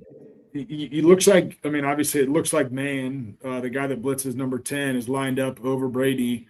I think that Lenorse was just kind of like locked in on this is going to 8. I'm going to get it to him. But his head's over there, like just bang it hit the 8 on Brady like 5 seconds before that. And I don't know. I in that situation, they're bringing boundary pressure. You see it. He could have banged it real quick.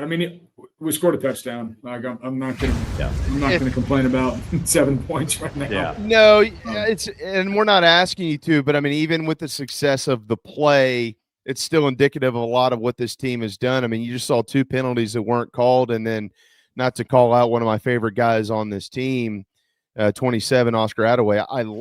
I think Oscar Attaway, hopefully a guy coaches football one day, but he just whiffs. Yeah. He's a great kid, yeah. Yeah, he's a great kid, but just whiffs. But they scored. And that's typically why he's in of the 3 backs. He's our protector, yeah. He's your pass protector guy. So if he doesn't do that, you've got 2 what I would consider better running backs, just an opinion. But it was cool to see Lenorse having the trust to being able to just throw it up to Harbor. That's hopefully next year something we're going to be very excited about. Hopefully they both come back and we have, Van back together and a little more confidence and all that. But all in all, we still got 5 games left. The next 3 are going to be a juggernaut. And then we played 2. I guess we're playing for the state championship the 2 following weeks. Playing Coastal, who's not a bad football team. And then playing the boys from up north, Clemson. So, Jamie, do we have any of the runs that got stuffed? I just wanted to see if Pat had any thoughts on those. Looking at those, it looked like we just got knocked back at the line of scrimmage, and then 55. You said he was a freshman offensive lineman. Yeah, it seemed like he almost every time he was in, it seemed like he was laid off the ball. And I get you're extended. You're the extra tight end. You're the furthest guy away. But it can't happen, right? You're playing at home. It's not like you're playing at Oklahoma. We used to have in short yardage stuff like that. You used to almost if you were, because I was sometimes the second tight end, so I was even attached and unattached, but my hand was on the wide tight end who's on the ball. Like if I can't hear anything, I'm trying to lock in on my target, and as soon as I feel him move, like I am as like a bat out of hell trying to get to my gap. So I don't know. I also don't understand short yardage situations. The play before, the play before that. Why you don't run the North Sellers? Like they were on the 6-inch line in the shotgun. In the shotgun. And Shane was asked about that, and he said, well, we tried under center, and we fumbled the opening play against LSU. Well, then fix it, right? Like, I mean, I watched Jaden Daniels yesterday for the Washington Commanders. They scored on a goal line touchdown, and it was just lead ISO. It was a Q ISO lead. I don't even know how you word it, but basically the quarterback opened up to the left side, faked it to the running back, and just followed him right after him, and it was a walk-in touchdown. There's bodies in there, and I can tell you Lenore Sellers is probably 70 pounds heavier than Jaden Daniels. Oh, yeah. So, like, it's a copycat league, and, you know, the Carolina Panthers in short yardage, when Mike Shula was there, I can tell you. Oh, it's Cam all day. It was all freaking day. I mean, all day. Played against me several times. And Cam demanded that was the play because he's like, I'm getting my 6 here. Yeah. And good luck trying to stop me. I always mention like Cam wanted to get hit. Cam was a little bit of a crazy guy when it came to that. It was auto for him. He's like, go ahead, hit me. I'm stronger than you are, and I'm a quarterback. Yeah, we spied him in the SEC championship game with, you know, all of our linebackers, and it was tough sledding. Yeah, you didn't find him, you know. You know, you got to catch up with him, and you got to get him on the ground. Yeah. You almost wonder in a play like that when it's on the 6-inch line. You know, I'm not like banging on Lenoris or advocating that he do something that he shouldn't do, but it's almost like, yeah, I'm not running that. No, we're gonna snap the ball to me, and I'll just fall into the end. You can yell at me on the sideline, but I'll score first. Kind of what I was getting at earlier. Yeah. Lenoris has a voice, right? Yeah. Like I've had enough of this. Just give me the ball. Demand. I'm taking this under center and I'm running it in my 240-pound frame that squats 555 pounds. I'm going. Yeah. Period. Yeah. You gonna sit me on the bench because of that? Because I put us in the end zone? Right. You're not gonna do that. Yeah, I remember Sean McDermott, coaching Buffalo, when we had Josh. Our short yardage play was quarterback sneak, and they still run it all the time. And I remember we were playing against Minnesota at Minnesota. I think they were 4-0 to start the year. It was a good matchup, and our first goal line play was quarterback sneak, and he's like, Coach McDermott was like, Pat, make sure that Josh gets in. And I'm like, I'll make sure he gets in, but I'm not promise you I don't hurt him, because I'm going to hit him as hard as I can to try to push his butt in the end zone. And he's like, don't hurt him too much because we need him, but get him in. If you don't mind, just keep. I'll add. I know we got to let you go, but I'll say this. I think a good way of saying where South Carolina is now offensively, and you see this around in other places too, of offenses that just aren't working. I feel like it's overcomplicated itself a little bit to a point. A lot of these offenses we're seeing, and I think this is South Carolina's to a T, is much more about plays and less about players. And I think they just need to find a way, whether we can get it a little whatever that word is, the specifics, if you want to, of how and this, that, the other, and the scheme of blah, blah, blah. We've talked all that crap to death. At what point in time do you look at your best players and say, these are our best players, they need the ball, let's get them the ball, period, the end. We can't block anybody. We got to get it out of his hand. We got to get it to this guy, and let's see what happens out there in space, because the rest of this crap hadn't worked through 7 games. But yeah, football's math, right? Find your best odds, your best numbers, and if not, find your best player. So that was Coach Spurrier said it all the time. He said Blake Mitchell was a pretty good quarterback, but the thing that he was really good at was throwing it to number 4. If you don't know what the hell's going on, like, just throw it his way. He's going to make a play. Can't say that's not what Lenoris did right there to Nick. I don't know. Nick's going to be in the end zone. Let me just throw it to him. He's 6'5". He can jump. All right. Do you have a quick hint at this? Yeah, weekend? We're trying to get creative here. Hopefully, just like Carolina's offense this upcoming week, get creative. It's a guest that does not have South Carolina affiliation, but has some affiliation with the ball club that we're playing. So some affiliation. Nick Saban. Too much. McElroy. No. Okay, that's all right. We're not gonna. We want someone to win, so we don't want. Yeah. But if I text you, will you just tell me? Yeah, but you can't go and tell your wife to go. Yes. I got so much on my plate. I'm going to forget the answer anyways. So I just want to know now with Bama. No, but I'm fired up. We're having that 2010 reunion this weekend. That's awesome. We're doing a happy hour at Steel Hands, the Vista location, the distillery, and then we're all going to get together on Saturday before the game for a little tailgate, and then obviously the game in and of itself. So I'm excited to get the band back together. I think we should have a good showing.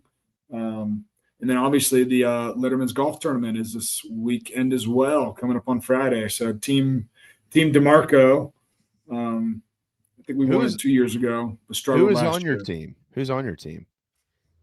A good question. You did win it 2 years ago because I played in that. Remember, you made me make that speech before we teed off. That was pretty uncomfortable. Yeah, I am. I'm like you. I have a lot on my plate right now, and I bought a team and haven't filled my team yet. So, that's all right. But I'll get a couple scratch golfers to join me. Good news. Whoever's on that team will win. That teams generally win this tournament. I don't know about that. Hey, brother. We shall see. Appreciate it. We'll try to see you this week. I tried to call you on Saturday, but it didn't go through. I don't know if that was my phone or your phone. We were over there kind of hanging around the kids in Gamecock Park. I was at a Little League ball field from 8 to 1 on Saturday and then 8 to 5 on Sunday. You and Flint had a long weekend. Committed to the game. Yeah, man. Well, never mind. I won't say it. Thanks for all your time, as always. Really appreciate it. All the best to the kids and Kirsten, and we'll see you this weekend. Sounds good. See y'all. Thank you, brother. There you go, Pat DiMarco, host of Tailgate Talks, which is awesome. They had Alyssa Lang on last week, so that was cool. Yeah.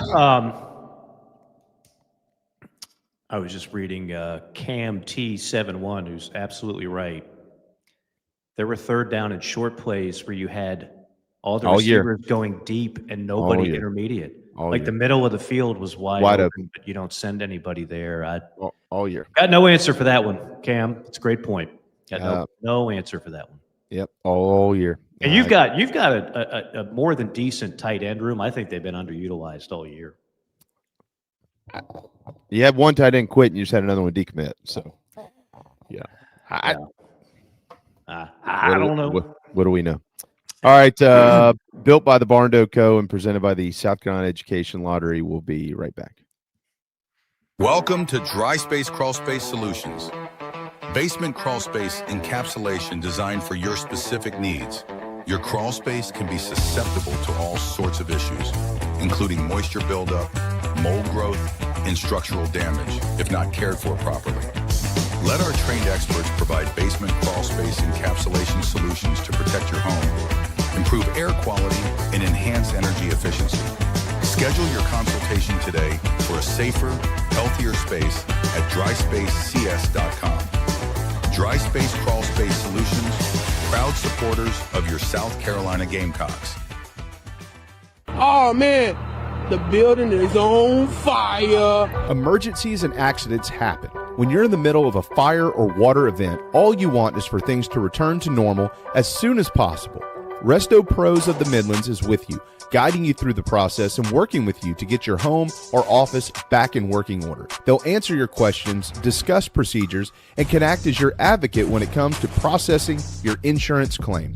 Resto Pros Midlands SC.com. Open 24/7 when you need them. Quality that is guaranteed. Welcome to SEC Sunday Night, part of the Chief Sports Network.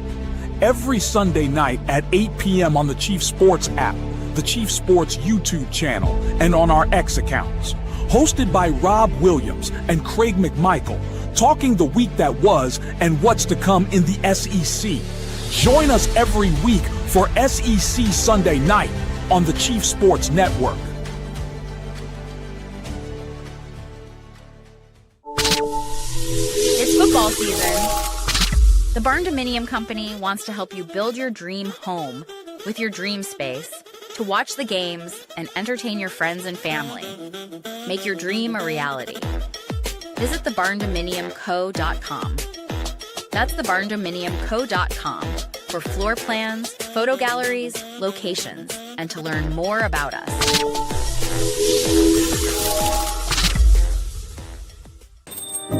Morning, Carl. Usual? Yeah. Your oldest was in here the other day.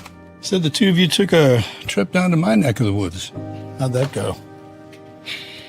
You might as well give me one of those Carolina cars while you're at it. I knew I liked that one. Yeah.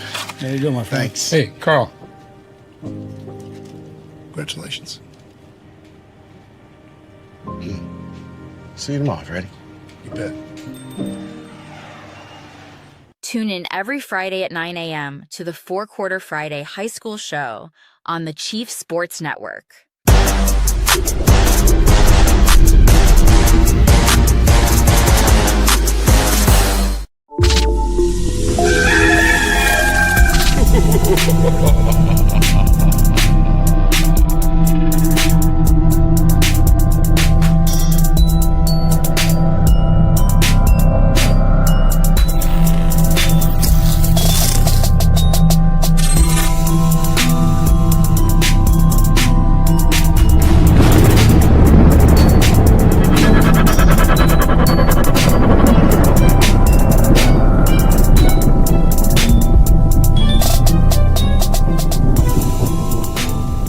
Oh,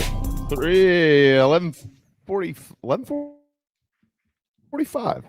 Man, time flies when you're dissecting the offense. Having something. Yeah. Look, this is the worst whatever. offense since 2002, and I had to speak about that for 3 hours a day and host a post-game show trying to explain away why that offense was just brutal. That's when Lou basically, in a lot of ways, and I have a lot of respect for Lou, but he ran off his son, Skip. He didn't want to run a spread offense, which was very successful in 2000, 2001. He wanted to run the Notre Dame Tony Rice offense. So they made the changes, and they brought in Corey Jenkins, who, much like Lenore Sellers, great kid, who doesn't throw people under the bus, and who he was in a offense that didn't do anything.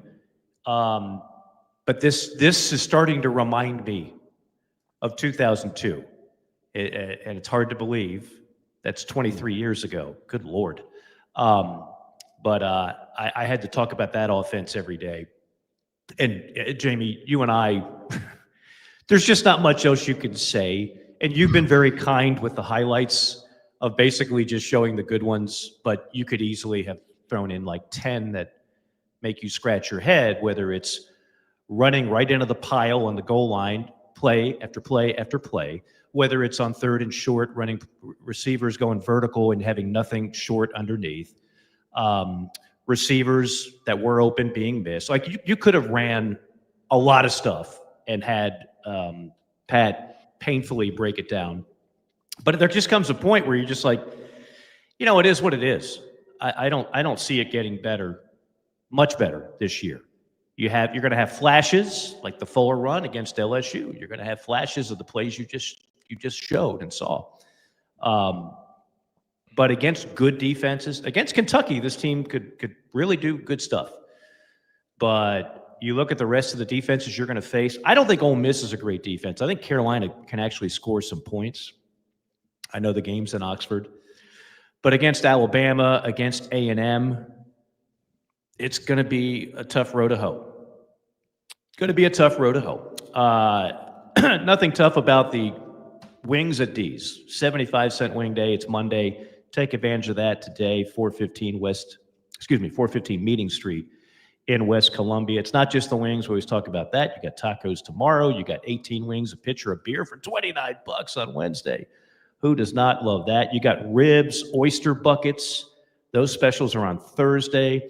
Tell you, Billy and his incredible staff since 1988 taking care of people in the Midlands for lunch and for dinner.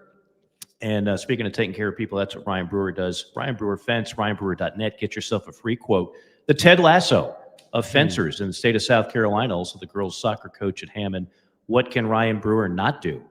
Ryan, I don't know. Ryan, even with that offensive line, might have squeezed out some extra yards. He certainly would have chewed some ass because Ryan was also a pretty vocal guy, and he still is today. And he's still saving people money on their fences, their columns, their railings. Does it all. Check out the website. Some great Gamecock art that they produce over there as well. RyanBrewer.net. We'll get, Jamie, with your blessing, some more Gamecock graffiti tomorrow. That phone number again, because I know a lot of people don't watch on YouTube, so they don't know the number. What 803 what?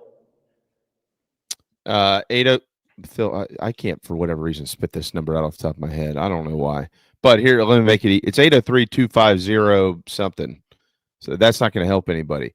But here's what will help. 1297.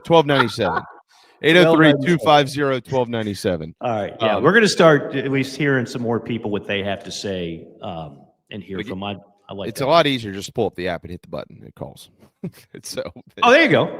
I didn't. Okay. App, you hit the button and it calls on your phone. Oh, see, I did not know that, and I'm a big fan of the app. I didn't know it was just that easy. 803-250-1297.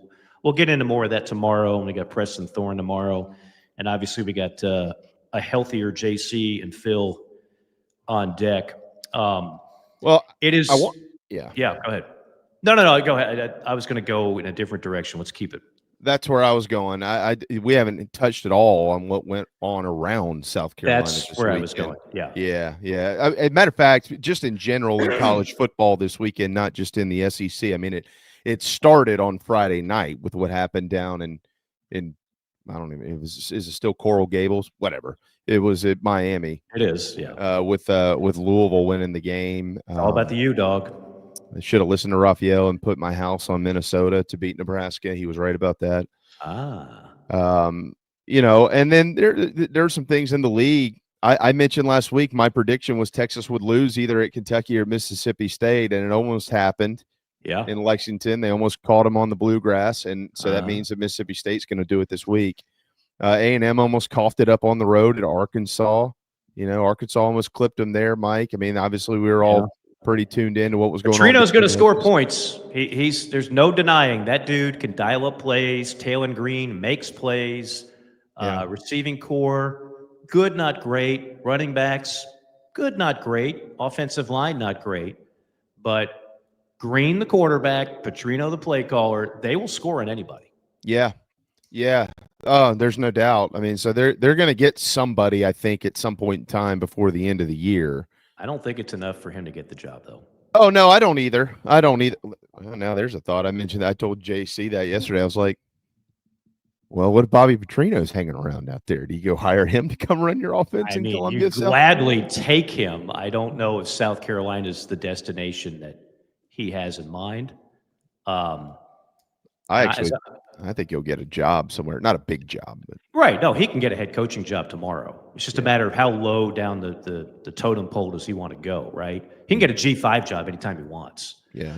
I don't know if that's what he wants at this stage in the game. Bobby is in his 60s? mid to late 60s? Got to be up there, right? Yeah. But what Cignetti is teaching all of us, 64 is the new 42. They just gave him basically a lifetime contract. And you know what? Good. I'll rather take the 64-year-old that knows what the hell he's doing than the young hot name, which continually fails in college football, unless maybe you're Dan Lanning.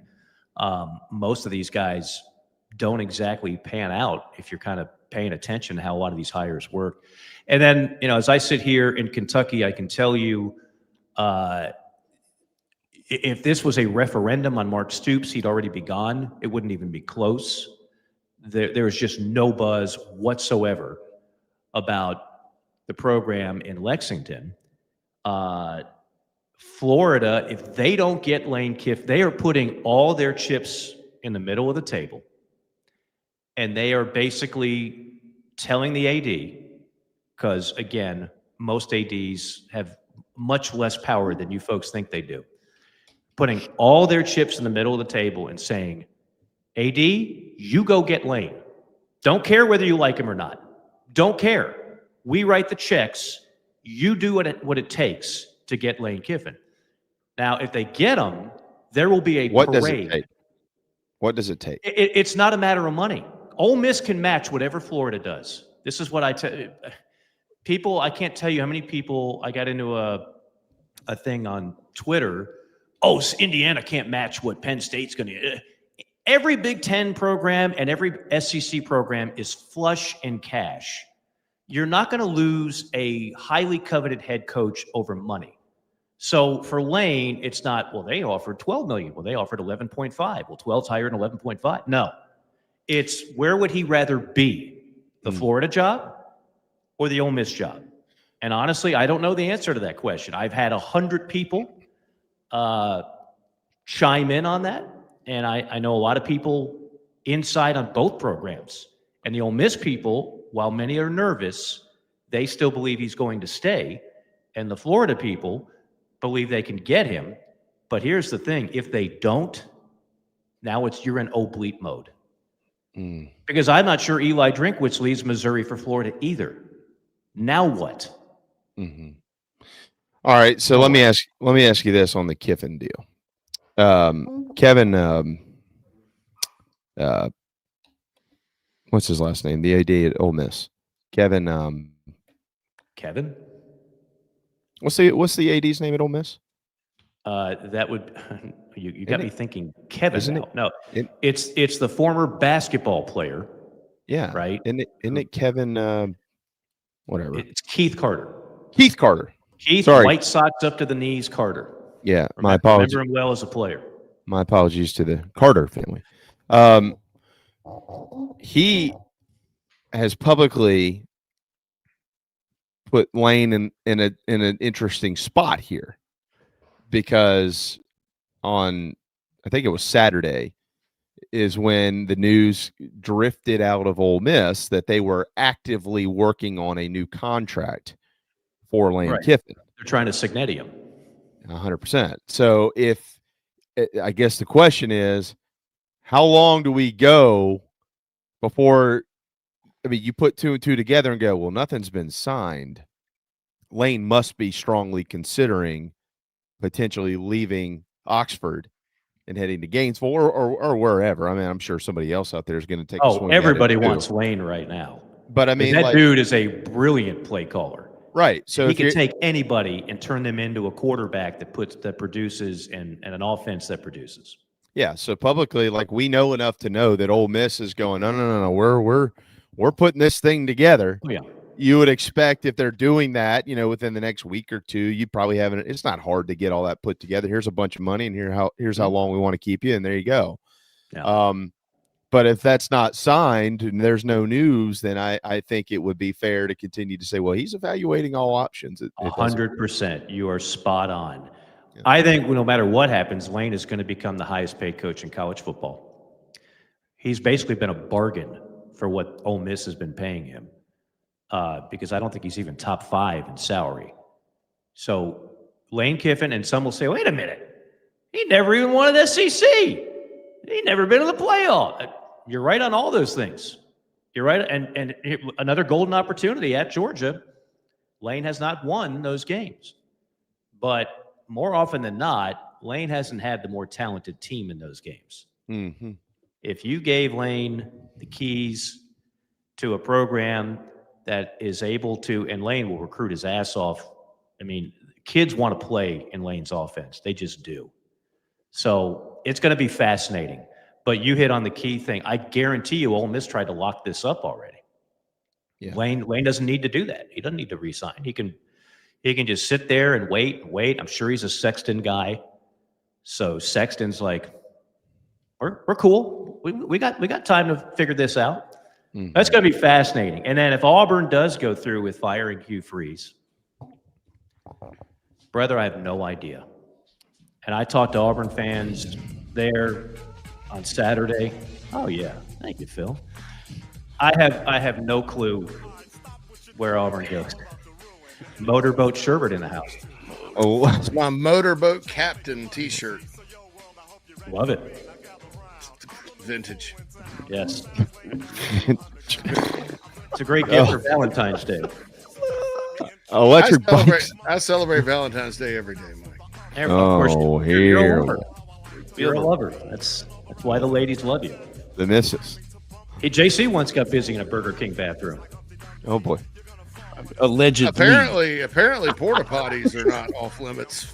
Oh, I saw that. Could you imagine? No. The smell alone would probably. Yeah. No, I just find that to be a big turnoff here. I don't the know. smell alone enough to give you whiskey. You know what? No, thank you. I don't I know if Mike, have you seen what we're talking about? No, I don't think I want to. No. There's nothing about this that's appealing to me. Everything you said no, thank you. There was nothing appealing about it at all. No. Oh, God. I go into a porta potty. It's like, okay, how long can I hold my breath? And then I don't want to make eye contact with anything. Okay? It's like I turn all my senses off. I go in there and I get out as soon as humanly possible. Yeah, I don't love Porta Johns. That's a hot take, Davey Bradford stands on. I have double entendre with Porta John there though. Well, like I have my daughters, like we were at the fair on Friday, and I got to go to the bathroom. Dad, okay? Oh, let's go find somewhere else to go. I don't. I'm good.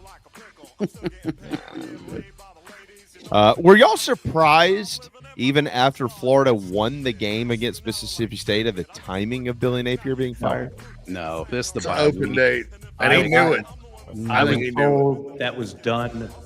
They wanted him to win, obviously, but and they almost squandered it in typical Billy fashion. Why you throw the ball there at the end? It is just. It didn't matter. Yeah. It was already baked in. He knew it. They had a 1:00 coaches meeting yesterday. He knew what he was walking into. Look, you don't go. It's the worst record for a Florida coach since just after World War II. Yeah, he finished 2 games, or was it 1 game or 2 games under 500, whatever it is.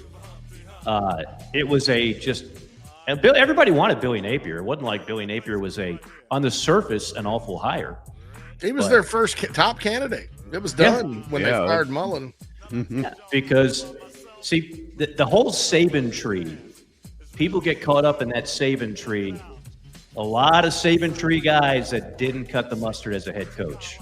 For every Lane Kiffin, for every Dan Lanning, there's like 10 guys that sunk at the bottom of the ocean, and quickly.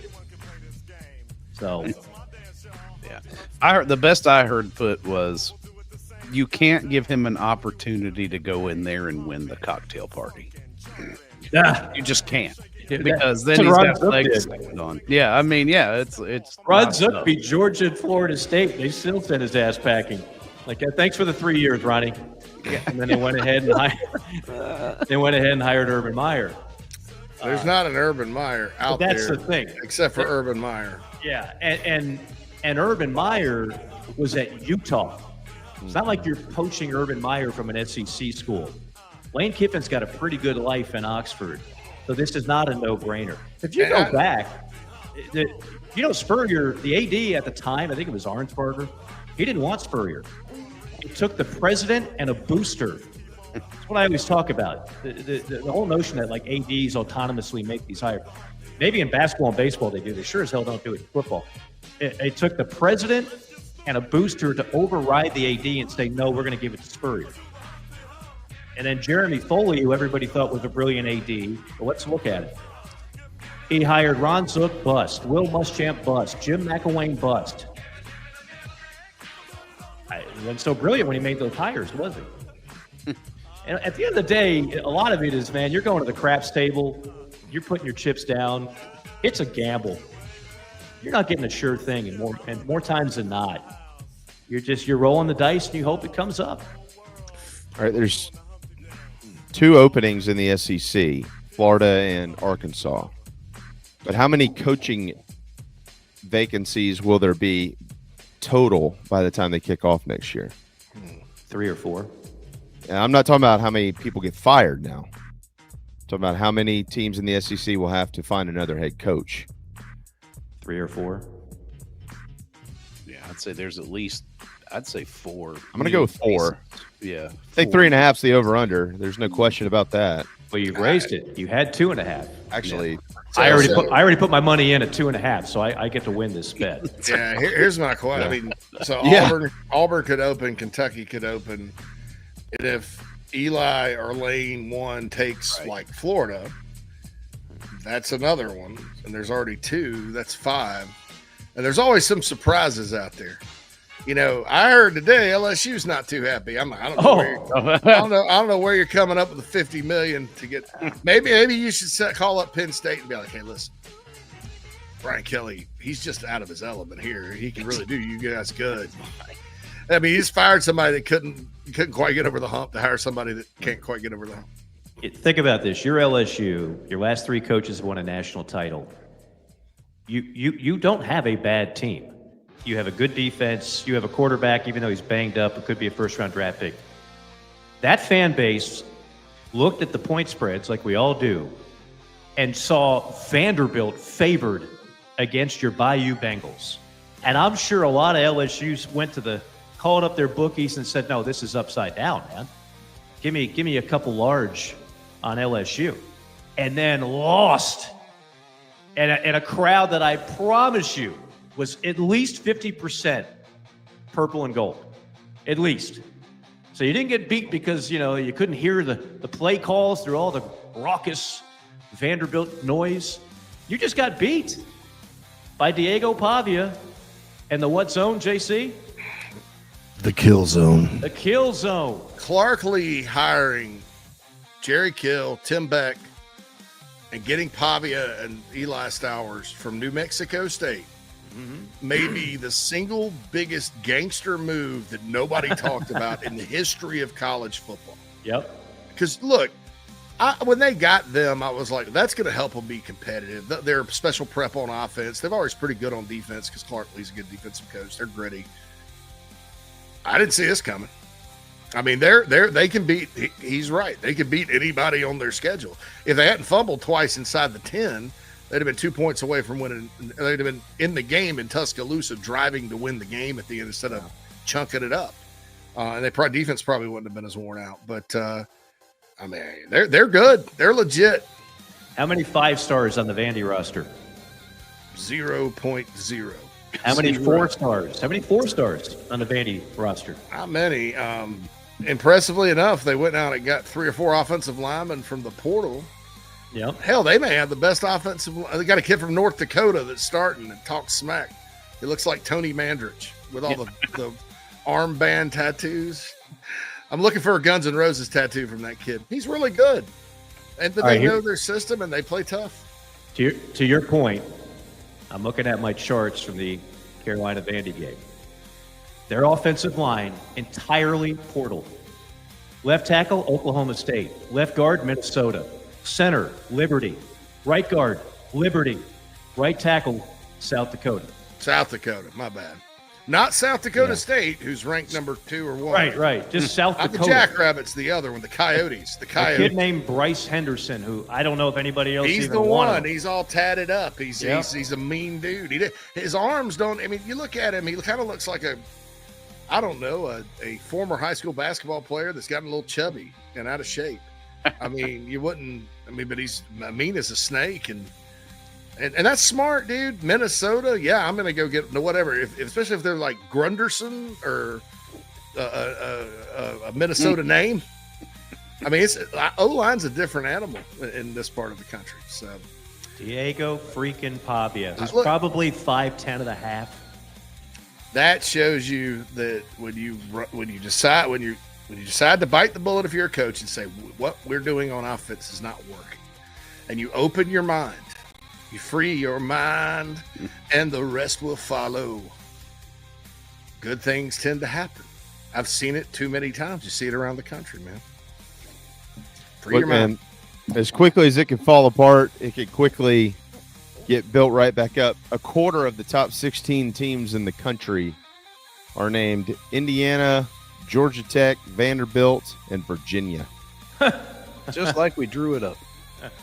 Well, here's the thing about the ACC. The ACC is a one-bid league, folks. The ACC is a one-bid. Like, whoever wins in Charlotte is going to the playoff. The team that loses, I don't know. What if it's Georgia Tech and they beat Georgia, though? Yeah, that's so fast, my friend. I know. You put too much faith in this committee, Mike. Well, yeah, that's true, too. I'm not saying it's a lock. And yes, there are – if Georgia Tech beats Georgia, yes. But there's a good chance the Big 12 and the ACC are one-bid leagues. And this playoff, 11 teams that are not G5, is going to be chock full of SEC and Big 10. A talking point for tomorrow morning's JC and Morgan. Oh, absolutely. I can't wait for that. Dude, there is zero reason that Virginia doesn't win 11 games. They play nobody. There is zero reason that Georgia Tech doesn't win 11 games. I'm talking about in the regular season. And there is zero reason that Miami doesn't win 11 games in the regular season. Never overestimate Miami's ability to screw it up. I'm not. After last week, we were like, yeah. Miami's Now, I will say close. this. Hey, Louisville is very well coached, man. Oh, God. Well, look, if Jeff Brom wasn't at his alma mater, everybody would be going after him. He's one of the best play callers in the country, bar none. But everybody assumes he would never leave. Speaking of offense. Yeah. You know, I He's mean, like- no, he's- if you I don't think- show up for Louisville, they'll beat your ass. I mean, that's Absolutely. how it is. You better I show think up for them. didn't I see this right? He's undefeated on the road in his career against like top 5 teams. He's like 4-0 or 5-0 or something like that. I know he's won at least 3. He's beaten at least 3 top 5 opponents, 3 or 4, which is amazing at Louisville. Oh, I was sitting in your basement watching him beat Ohio State when he was at Purdue. That's right. Yeah. Remember No, that? I mean, he was good And at Purdue, I think too. Urban was still the coach there, if I'm not Yeah, mistaken. yeah. No, he's a fantastic coach. And I'm sure he loves his alma mater.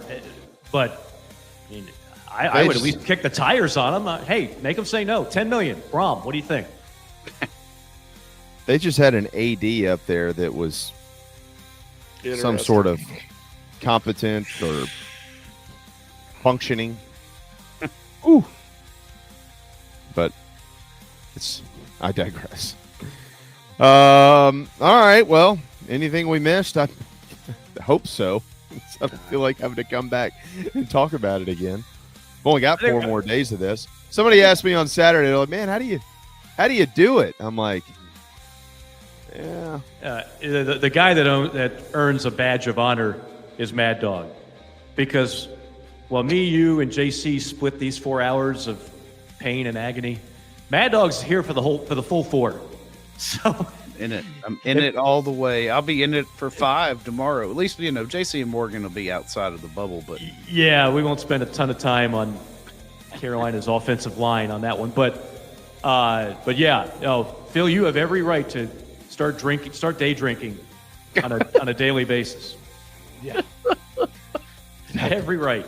I did my best not to lean into the day drinking too hard on Saturday, but that kind of got away from me. Failed. Failed Failed miserably. Where were you watching that game, JC? You're up there in Chicago, I assume. We went to our normal place. The bartender there, she's been missing us. I felt good enough to go. I wasn't going to go, but I woke up Saturday and I was like, oh, I feel better. As soon as we went for hell, I think I left in the third quarter just to come home and cry. But I didn't scream at the TV or anything. It was just not as. I guess I'm getting a little older. I mean, when Marcus Satterfield called the infamous Jordan Birch pass at Tennessee, I was at the same place. It's not a big crowd on Saturdays because nobody cares about college football up here for a number of reasons. But my friend, the bartender, Dever, she jumped about 6 inches because I was like, ah! Not anymore, my man. Just not worth it. Not worth my blood pressure going up, especially to. I mean, I probably would have had a similar reaction to the 4th down play that was, or what they did. I would have kicked it. Look, I said it before. I'm not going to be a hypocrite. Even if they'd got a touchdown there, I would have kicked it because you cannot score points. So what do you need more of? Points. And they just run all over your defense, right? Or the fake punts, which everybody on the planet knew was coming, including Oklahoma. I said it before. I called it. Yeah, I think everybody did. My wife said it was a fake punt. Yeah. Yep. Yeah. That's one everybody knew. And I don't care if it was there earlier. It was not there then. Right. And you should have just kicked the ball. Yeah. It's just a mess, man. Or how about Jordan K from the state put up a nice post today. This is what's maddening. It was 3rd and 2, or 4th and 2, someone 2. And they run this play from the pocket where Sellers drops back. Of course they get pressure. I mean, but you're doing this long. The receivers hadn't even turned around yet, and he got guys in his face. Nobody in the middle of the field. 3rd and 2. I mean, I get it. You don't want to run it up the middle every time, but why would you run something like that? I mean, there's a lot. Do you not have little short, tiny passes? Hey, you flip it over to Oklahoma, and they're in 3rd and manageable, 3rd and short throughout the ball game. They know that their quarterback can't get the ball down the field, and they roll him out, and they just dump it off for 4 or 5 yards. Very simple. Chuck and dump. You know, not much guy in the do. flat and a guy out in the middle of the field just waiting, both just open, ready. Easing them out there. Let's just move the chains. That's a college offense, right? Yeah. That's and I'm going to get into all that. Remember Liam Cohen, Mike? You know. Oh yeah, I mentioned him in the first hour today. Here is another example. He's infinitely better in the pros than he was ever at Kentucky. Although he did some good things at Kentucky when he had players. Infinitely better in the pros. I watched Ben Johnson, the Bears, every week. I love his offense. I think he's a great play caller. He would categorically fail in college. Same sport, different game. There's very few that are successful at going back and forth. Very few. Correct. You can't point to me. Same way the other way. Steve Spurrier, offense did not work. Bobby Petrino did not work. You know, there's only a couple of Cliff Kingsburys, and I think Cliff Kingsbury just doesn't give a damn. I just think he's like, well, I'm just going to run whatever, you know. And I'm just not.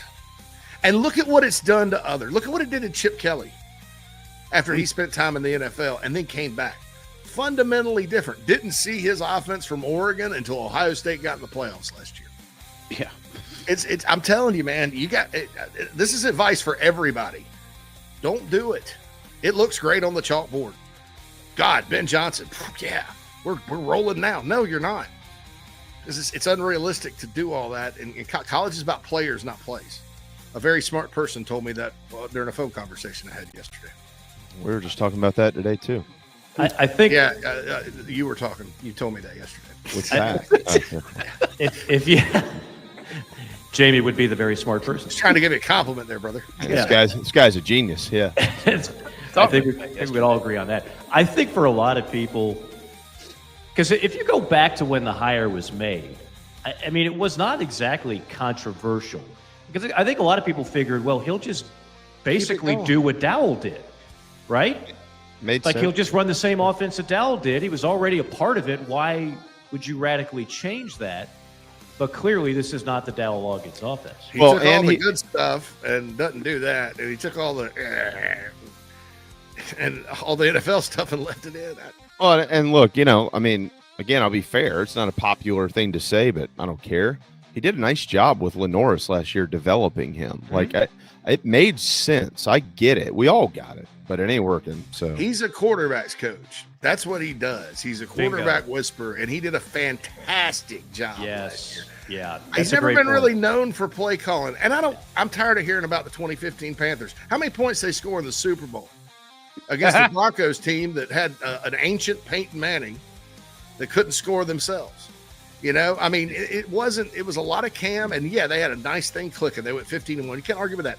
Other than that, I just don't know that he's ever been this great play caller, ever, at any level. Well, and I think he would admit that. Yeah. And he doesn't have Jonathan Stewart, D'Angelo Williams, Jordan Gross blocking this all-pro offensive line, Steve Smith on the perimeter, and Cam Newton was just – Lenoris got a potential to be something terrific. He ain't Cam Newton today. Not even close. Like Cam Newton, go back and watch Cam Newton at Auburn in 2010 And I'll give you $1 if you can name any of their wide receivers because they didn't have great ones. But Cam Newton was a force, one of the best seasons I've ever seen in the history of college football. And well, look, what was he? What kind of scheme was he in? Oh, a high school scheme. Yeah, he was running Gus's. Yeah, it's no question. A lot of window dressing, real simple plays, a lot of window dressing. Boom, boom, boom. If it's not there, run. They go a million miles an hour. It's ridiculously hard to stop when you got a beast like that at quarterback. Yeah. Thomas Castellanos, by the way, he's not a beast. He is what we thought he was. But yeah, so why are we sitting here talking about what Cam Newton did with the Panthers? That's completely irrelevant. Right. And we hear that all the time. People started comping Lenoris to Cam, which I never felt good about that comp for a number of reasons. You caught it. Completely different. Yeah, he's just different. As people start thinking about that, and I'm like, well, what they did with the Panthers, it's really, what did they do to get Cam Newton going, or Lamar Jackson, or whoever? Lamar Jackson's probably a better comp, and if you look at what Petrino did with him at Louisville, that's probably the better comp. Yeah. Because all these guys go to the league and struggle. You know why? Because they're being asked to do the kind of crap Lenore Sellers is asked to do right now. Because in that league, everybody's great, and you have to be a little tricky, but you got all week to work on it, man. Your sun up, sundown, it's grown men. I mean, I watch games up on the big screen, and I'm just sitting there watching college one day. The next day, I watch the pros. Just the speed and the size and the scheme and all that. You have to be Ben Johnson or somebody like that to get an advantage in play calling up there. And there's some things up there you just don't do. And you have to play it conservative because that's your butt if you screw it up. Down in college, get the ball to your fast players and let's rock. Attack. And South Carolina just outside of Dowell Loggins every now, I mean, not every now and then, but Dowell Loggins when he didn't have the restrictor plate on his play calling. Outside of that, we hadn't seen that a whole lot, man. I posed this question in the first hour. Obviously, a lot of people want to see a change at that OC spot. I mean, if you did it in the middle of the season, which rarely happens, who would it be? And everybody's pointing at Fury. Is that where you stand or sit? I honestly, there's such and by the way, RIP to Limestone University. It's sad. I know. Closed. Ridiculous. But there's such little film and information available about Limestone, and he hadn't been a coordinator anywhere else. I know this. He was with the Bears when Matt Nagy was the coach there, and Matt's, of course, was never impressed. So I don't really know what he would do. Limestone's was a tough gig, and he won. They scored points, so I have no idea though how that would even translate. I do know that with Sean Elliott, what they did under Spurrier was Spurrier called the pass plays unless he was not feeling it, and then he'd give it to his son or GA. And then Elliott would call the run game. Give me a run, Sean. Okay. So what you have to do if you replace the play caller is get a pass game guy that can call pass game. Maybe that would work. I don't know. I like Jamie said earlier, I was listening for part of it. Thank you. How can it get worse? How can it get worse? Well, that's what I'm not saying that Mike or anybody's the answer. I don't know what the answer is, but the question that I have that nobody seems to be able to answer, not just y'all, I'm just talking about in general. Can it get worse? No, it's the worst offense in the SEC. What if you walked there across? with Kentucky? I'm not saying that they would do this. I know that it wouldn't happen, but I'm just saying, like, what if you walked across the bridge to Brooklyn Casey and said, "Hey, GA, why don't you quit calling plays over here for the Bearcats? Walk back into Williams-Brice, dial them up again." Is that going to be any worse than where they are now? Not at all. And in a couple of weeks, you'd probably have. This all sounds like really like far-fetched. You're like, I know. Look, man, I get what you're saying. I'm like, yeah, I don't know if you do. Like, I don't know that it could get any worse. I mean, they average 297 yards a game. It's the worst offense since 1999. I mean, it's bad. How many offensive touchdowns has it been? What was it, 12? Hey, how about the guy at North Texas, Jordan Davis? 10 against Power 4, because you only put 2 of those came against FCS competition. Y'all ever seen the Mean Greens offense? Jordan Davis has been in charge of it for a few years out there. They score a bunch of points. What do we know about that guy? They do. They're having a good year. Can that guy get here before Saturday? Don't know if that's going to happen. Where's the group of people that's the flight trackers? Where are the people following the USC plane around? Is that land? Where the hell is North Texas? What town is that in? Is that circling around the Lone Star State? JC, would you agree that if and when this change is made, this becomes the most important hire Shane has made or will make? Yeah, I mean, it actually, in my opinion, has always been that. I mean, the thing with the Muschamp era that frustrated people was he couldn't get offense right. You had just been through the play. I mentioned the play calling setup under Spurrier. That was a point of contention, obviously. If you notice in 15, after Spurrier left, the offense got significantly better because it was kind of one voice, and it wasn't.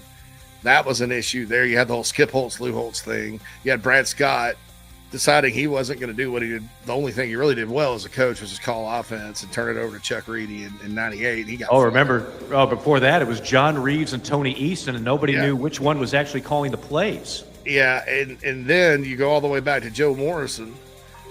He went from the veer to the run and shoot, and Carolina's winning. Then in 88, he decides to go pro-style offense. Al Grove, the only time Al Grove's ever called plays and been an offensive coach in his entire career, was in 1988. The offense lasted for a little while Todd was doing well. He had Robert Brooks and stuff, and then it went into the crapper. Got shut out by a 3-8 Georgia Tech team. Got shut out by, it was bad. It got bad. It went stale. People figured it out. My dad used to say Al Grove has got to go. And Al Grove's never coached offense since and didn't coach offense before. So even the man in black, nobody seems to be able to get this thing right. And look, it is what it is. South Carolina, there's more players on defense that are available in your recruiting footprint. I don't think Carolina's ever going to go to some Texas Tech under Leach or Kingsbury type of, or Tennessee right now. But what they do need to do is run a college offense and don't make it as you got a good defense. The defense had its issues Saturday, but it's better than I expected, to be honest. I mean, after the first half, Oklahoma's 5 for 7 on third down. The second half, they were 3 for 10. It tightened up. They usually do, even without Dylan Stewart. I think the defense is playing their butts off, and the offense is playing hard, but you're just so restricted, and you have Lenoris Sellers, and it reminds me of that time that Charlie Weiss started Demetrius Jones for one game at Notre Dame. Big dual threat, talented guy out of Illinois. Started him his first game to replace Brady Quinn. Georgia Tech went up there and beat him 36-3. It was the Chan Gailey Georgia Tech. And after that, Jimmy Clausen, as a true freshman, came in, and they started scoring points again. Some of these guys, these NFL guys, they don't know how to coach these guys in college, at this level. They try to bring them up, and it's not Sellers' fault. It's not Sellers' fault. He's not ready for the NFL. He's not ready to run that kind of offense. And most quarterbacks aren't. Lenore Sellers, and I got to run on this. I got to get an avocado. Yeah, we got to get it. But he has lost 239 yards this year, sack yardage, and how does that happen? And you say it, you talk about whose fault is in this, that, and the other. Again, there's blame to go around all over the place. I got it, but you're a Heisman Trophy candidate coming into the year, and through 7 games, 6 touchdowns total are attributed to you.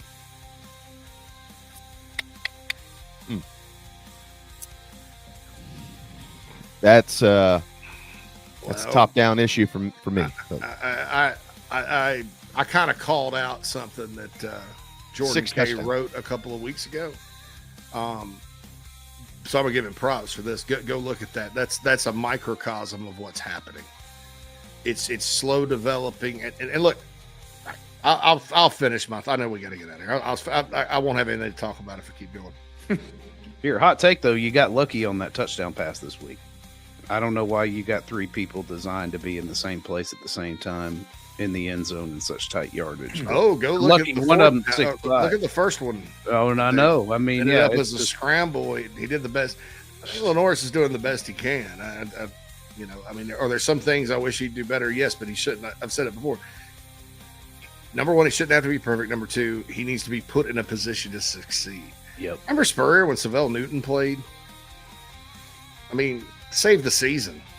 I mean, because your Spurs like, well, shoot, just run on out of there. We're not going to stand back there and get sacked. That's a good offensive coach. Right. Now it's just like, well, this should work, and we're close.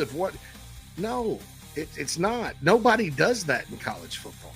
Not even Alabama continued to do that because you know why? Saban was like, we're not going to stand back there and get sacked. You know. GameDayNuts.net, GameDayNuts.net. Boiled peanuts, no shells. Never miss a touchdown, which there's not many of them, so you'll be fine while fumbling your nuts. All right. We'll see y'all tomorrow.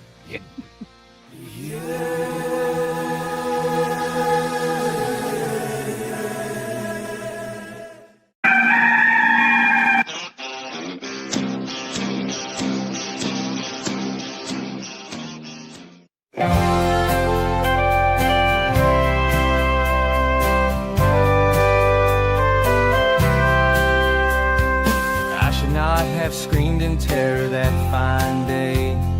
Saw that purple wig and did not know what to say. It left me sort of startled and confused. Red lips and white makeup and those big old red shoes. But my daddy tore a knot in me for being so damn rude. He said, son, don't you know that clowns are people too? Clowns are people too. Big red shoes. Clowns are people too. Don't be rude. If you weren't a bit lucky, then this could easily be you. I met your mom when she was up on that old trapeze. What can I say but hey, I had a thing for circus freaks.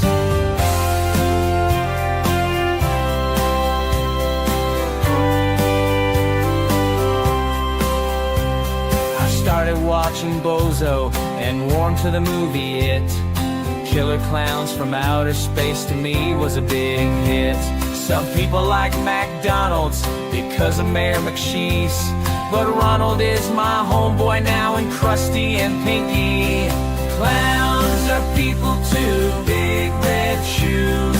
Clowns are people too. Don't be rude. If you weren't a bit lucky, then this could easily be you. I met your mom when she was up on that old trapeze. What can I say but hey, I had a thing for circus freaks. Clowns are people too. Clowns are people too. Now I own some tiny horns and got me those red shoes. I don't know much but know one thing that's true. If you don't know anything, just know that clowns are people too.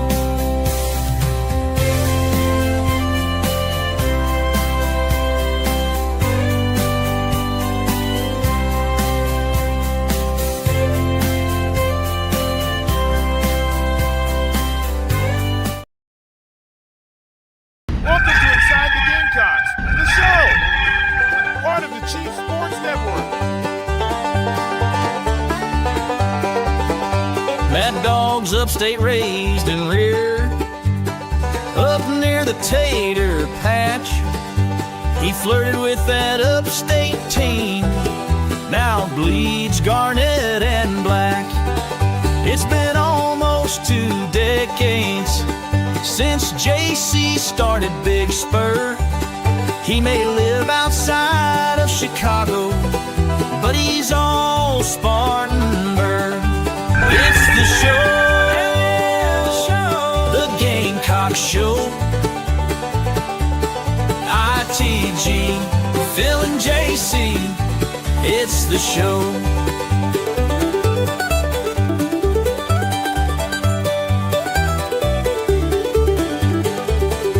It's fun and entertainment, but also information, things you cannot get on radio. It's the show. Gather around all you Gamecocks, it's the show. The show. Let's go. JC and Mad Dog Mully on the Gamecock Show.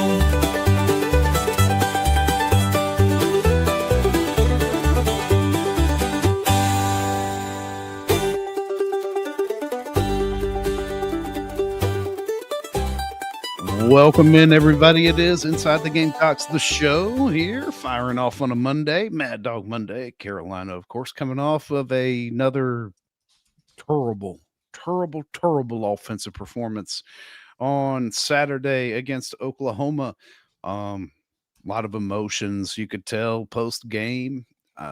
All sorts of analysis that could be done on what happened on the field, what happened in the post game presser immediately, what needs to happen. And I don't know, JC. There's a lot to break down. It'll be nice to talk this out for a couple of days and then start moving on with more realistic expectations to what the end of the season is going to look like. I'll tell you that right now, Mad Dog. It's they just got to do all they can to find 3 more wins and get to a bowl. I mean, you still feel good about Coastal right now, although they surprised everybody. I think they beat App State. Yeah, this past weekend, but you should be able to handle that one. So you got to find 2 more wins outside of that. Certainly, Clemson looks beatable. Clemson can score against bad teams though, and mediocre defenses. South Carolina cannot. They own them in Columbia, historically. So I think you got to do everything you can to do it. Craig asked about 6-6 in a bad bowl. It's better than not going to a bowl. True. I mean, you got to start thinking about it doesn't matter. Honest to God, I'll say it doesn't matter what the fans think about going to a bowl or not. What matters is the program and, your trajectory and all that at this point. Because I don't think it's realistic for them to go to A&M and win or upset Alabama. I mean, Ole Miss would be the game I would kind of look at because I think they're good, but I don't think they're as good as last year. I still don't with Ole Miss. That's nothing against Lane Kiffin. But you're going to need somebody to take you a little lightly and all that good stuff. So they got to find a way to spring a surprise. And that for the rest of this season, that's it. All the other stuff's over. I mean, you got his hope for a big beamer finish like we've seen happen before. I don't know that it's realistic given what we've seen so far, but and what good would it do? I mean, that's my thing, JC, is like, now I understand, 8-4 looks a hell of a lot better than 4-8. Don't get me wrong. But in the same breath, you can't go 500 through the first 6 games every season and be like, we got to hope to pull this thing out in the last 6. And a big part of it's been offense. I mean, they hadn't figured it out. And here's what's frustrating about it. You look around college football this year, it's as wide open as it's ever been. Right. This program had a golden opportunity for a breakthrough year. A golden opportunity. They have the players. I'm convinced they have the players to do it. I mean, the games have not been crazy out of whack blowouts. There was the one against Vandy that ended up in a pretty ugly score, but it's one of those things that it's because of the offense. You want to know why Carolina cannot score on offense. They scored 38 against SC State. They only scored 17 on offense. They scored 35 against Kentucky. By the way, I should probably if I want Kentucky to win or any team to win, I should just talk crap about them more. Yeah, that's right. I've been going on about the Kentucky defense being horrible. Well, those kids played their butts off Saturday night. I mean, and lost a heartbreaker. But, that's the thing there. A couple of house cleaning notes. I said at the end of last week because I wanted to make sure the vertigo didn't come back and the voice was there. And, the antibiotics are still working their way through my system. So I said Tuesday is the day for coffee to come back, and it'll come back tomorrow. We'll be back on normal schedule. So that's not going anywhere. I apologize for that, but I wanted to kind of save up for the show today, kind of get a grasp of things. I've been on the phone for a lot of the day today too, with sources, contacts, that kind of thing. The bigspur.com is down because It's Amazon Web Services issue. Venmo's down apparently. Snapchat's down apparently. Yeah, I was scared when I fired up StreamYard this morning. I was like, please don't be on yeah, that I mean, it AWS would have server. wiped us out. Our new by the way, in the next couple of days, hopefully you'll be able to get because some of our shows here on the Chief Sports Network are not on podcast. Because we have the ITG podcast and JC Morgan's on podcast, but like late night and SEC Sunday night and 4-quarter Friday, I spent the morning setting that up on podcast. But then that site that we upload our podcast to is apparently an Amazon Web Services site. So it's just been kind of crazy. But Hell Rooster in the chat box says TBS is down because Shula killed it. Shula killed it. Stop covering. Look, man, I don't, you know, when Satterfield was here and then Loggins, you know, there were some reasons to kind of be like, I don't know about these guys. And Loggins, looking back, actually figured it out, you know, and he kind of said it from the start, though, that there's a different. What was refreshing about him in hindsight, although I still think he got way too NFL conservative at times during games. Yeah. In hindsight, when he got there, he was like, no, we're this is college football, and this is the hash marks are different, blah, blah, blah. And you know, he did some stuff last year that was fundamentally different than what Mike Shula's doing. I mean, you didn't have this long, slow developing. I don't even know what to think about it. If you don't have plays that have, you know, receivers tight end somebody open within 2 seconds, then it just needs to be scrapped at this point. Well, look, and I owe everybody an apology too, because you know, some of you that were upset about the bowl game ended up being spot on. And I'll argue this: it's gotten worse since then. That actually was a pretty well called game. Carolina just couldn't score when they got down there. They can't score when they get down there now either. But it was that was actually a little bit better than what we've seen. And I'm not Mike Shula. I think he's a great guy. I think he's doing the best he can based on what he knows and how he coaches. Right. Yeah. You know, that's not. I'm sorry. That's, you know, sometimes old dogs learn new tricks. My thought was that, you know, what's he 60? At 60, you're back in college, you get rejuvenized. Well, I'm going to go, you know, I'm going to go do something different. You know, I'm going to attack college football. Great. And I guess he just didn't. And that's fine. I mean, that's the risk you run. It's the head coach's responsibility to vet all that.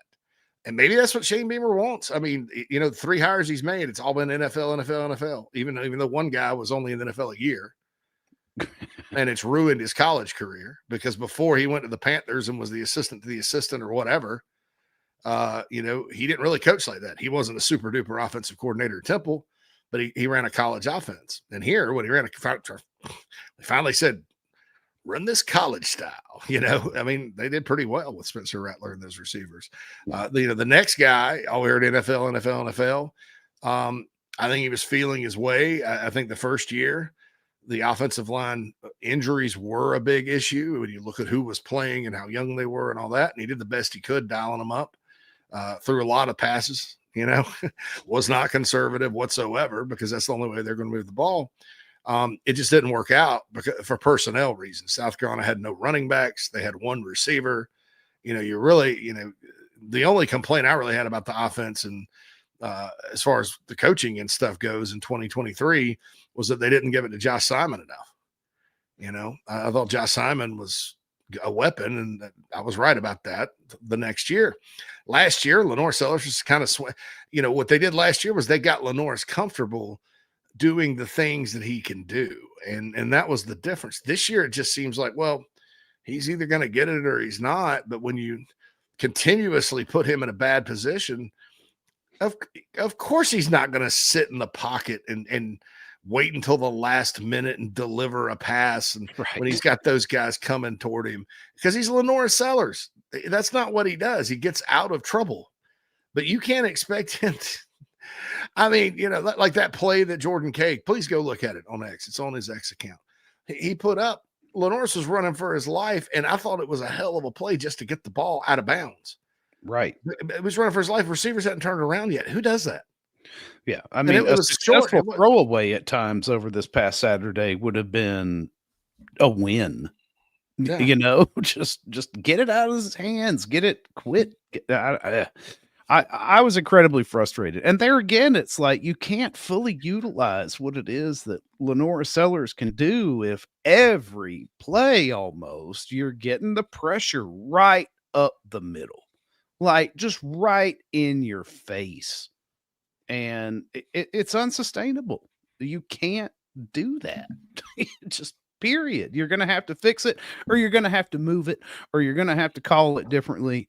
But the frustrating thing for me is, what are we dealing with here, JC? Are we dealing with one man's ego? Are we dealing with, somebody truly selling us a bag of magic beans that says, gosh, we're so close? Or is it just flat out incompetence? Because there aren't very many more options available to us at this point after 7 games. And as anemic as this offense is, if there's something that can be done to fix it, it needs to be done yesterday. and Shane Beamer's great. I like Shane Beamer. I'm not gonna be like he's got to get fired. The only way we'll be able to be successful is to get rid of Shane Beamer. I do not buy into that whatsoever. There's too much good there. Yeah. But at the same time, we're all experiencing this as a tough season.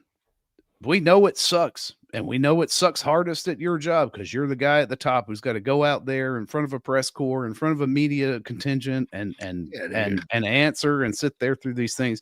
You have to maintain a level of professionalism with these people who are doing the exact same thing. You cannot comport yourself as a thin-skinned, irritable person when you're being asked legitimate questions at a post-game press conference. Yeah. If you don't want to do that, I don't know, delay it, do something else, say no comment. But emotions are high everywhere, man. We get it, but you can't drop that air of professionalism when it comes to people who are just doing their jobs. I'll say this, Jack is a good reporter. It's not like you're the coach of the Giants and you're facing the New York press corps. Hell, you're not even facing the Chicago press corps. Hell, you're not even facing the Alabama press corps. Right. Okay. This is, the media that covers the Gamecocks, that there are a bunch of good people. There's not a single person that sits in those press conferences that I've met that I think is a bad person. All of them are good people, and they are all hardworking guys, and they're fair. And I don't know what you expect about play calling after you've witnessed that. I think it makes him upset because it's because there's some truth to what's being asked. Right. And no coach wants to sit there and look in the mirror after they've lost a game like that. And the truth is that when you go play by play, there are probably plenty of plays out there that would work if ... But there's a lot of bad offenses, a lot of bad offensive. We went through this with Marcus Satterfield. If ... Well, that nobody cares about that. What they care about is things like on 4th and 2, you're running a slow developing play. What they care about is when you slow down the 4th down play on the first drive, and one guy's sitting outside the end zone, 2 guys are running into the same area. What is that? It gets back to this fundamentally. There are too many people. It's all about the box, dude, in football these days. In the RPO era, what are they doing? They're counting the box. You got a light box, you run. You got a heavy box, you don't. And that's been that way for 10 years in college football. And I'm not saying, I don't know how many RPOs Carolina really runs, but I think there's some. But that's kind of the way football is. It's all about the box. So what you're doing now in football is you're trying to get a favorable box. There's nothing about South Carolina's offense that is designed to do that because it's all cramped all together. And if it's not, they're going vertical more than horizontal. or they're going horizontal deep and running safe pattern. I mean, there's not a lot over the middle. I guess you can't. I mean, not a lot of rollouts. I mean, you keep hearing 5-10 different reasons as to why they can't roll them out. Well, they're spying out there. They're doing this, that. Well, if teams are doing something special, there's got to be something open. What's the counter? Because there's a counter for everything in football, and that's just not being applied. It's frustrating for fans because, like I mentioned earlier, Phil, and we'll just go right on through to the top of the hour and double up. Yeah, We got a VHS dates, by the way. That's right. We're not going to quit having fun on the show. No, just because of that. What's frustrating is, like I said, you look at the top 10, you got Indiana, Vanderbilt, Georgia Tech. You look at the SEC, anybody can beat anybody. It's as wide open as it's ever been. There's no gigantic talent deficiency that you usually used to face. It should be in this year's team with the players they have, should they be undefeated? No. Should they be better? Absolutely. And there's one reason why they haven't been, and that's because they can't score on offense. I mean, there's not a lot of other teams that struggle this much. They're struggling teams. Auburn's struggling to score. But Auburn has enough to make the games competitive. They just kind of figure it out. And Auburn's got Jackson Arnold, not Lenore Sellers. I mean, and stud receivers that drop touchdown passes. But, I just, you look at Vanderbilt, what did Vanderbilt do? Well, guess what? Clark Lee was like, we are bad. Yeah. We suck again. And what did he do? He went and found who is an equalizer out there? Okay, well, New Mexico State. Oh, Tim Beck. Oh, Diego Pavia may want to go. All right, well, that's what we're going to do. And he said, y'all go do this. I'm going to keep rocking the defense. We're going to go scour the earth for portal talent, and we're going to be better. Because I'm gonna say I want my offense to be an equalizer. Shane Beamer's overall theory on the offense and vision for the offense is spot on. He wants an offense that can run and throw. That's what he said publicly. That's not scoop. That's publicly stated information. I get it. I believe I believe wholeheartedly that's what you need. You need a system that can work for a Lenore Sellers, a system that can work for a Cutter Woods, a system that can work for a Colin Hill, system that can work for Derek Carrion Joyner. We'll just keep going.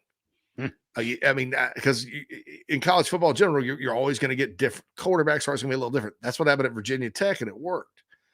It's the how to get there that just baffles me. And we all love NFL football. Everybody does, but it's different. And it's just not, nobody who is successful doing that. Nobody. No, nobody is, man. And it may look like they're running the same stuff because sometimes plays are plays, right?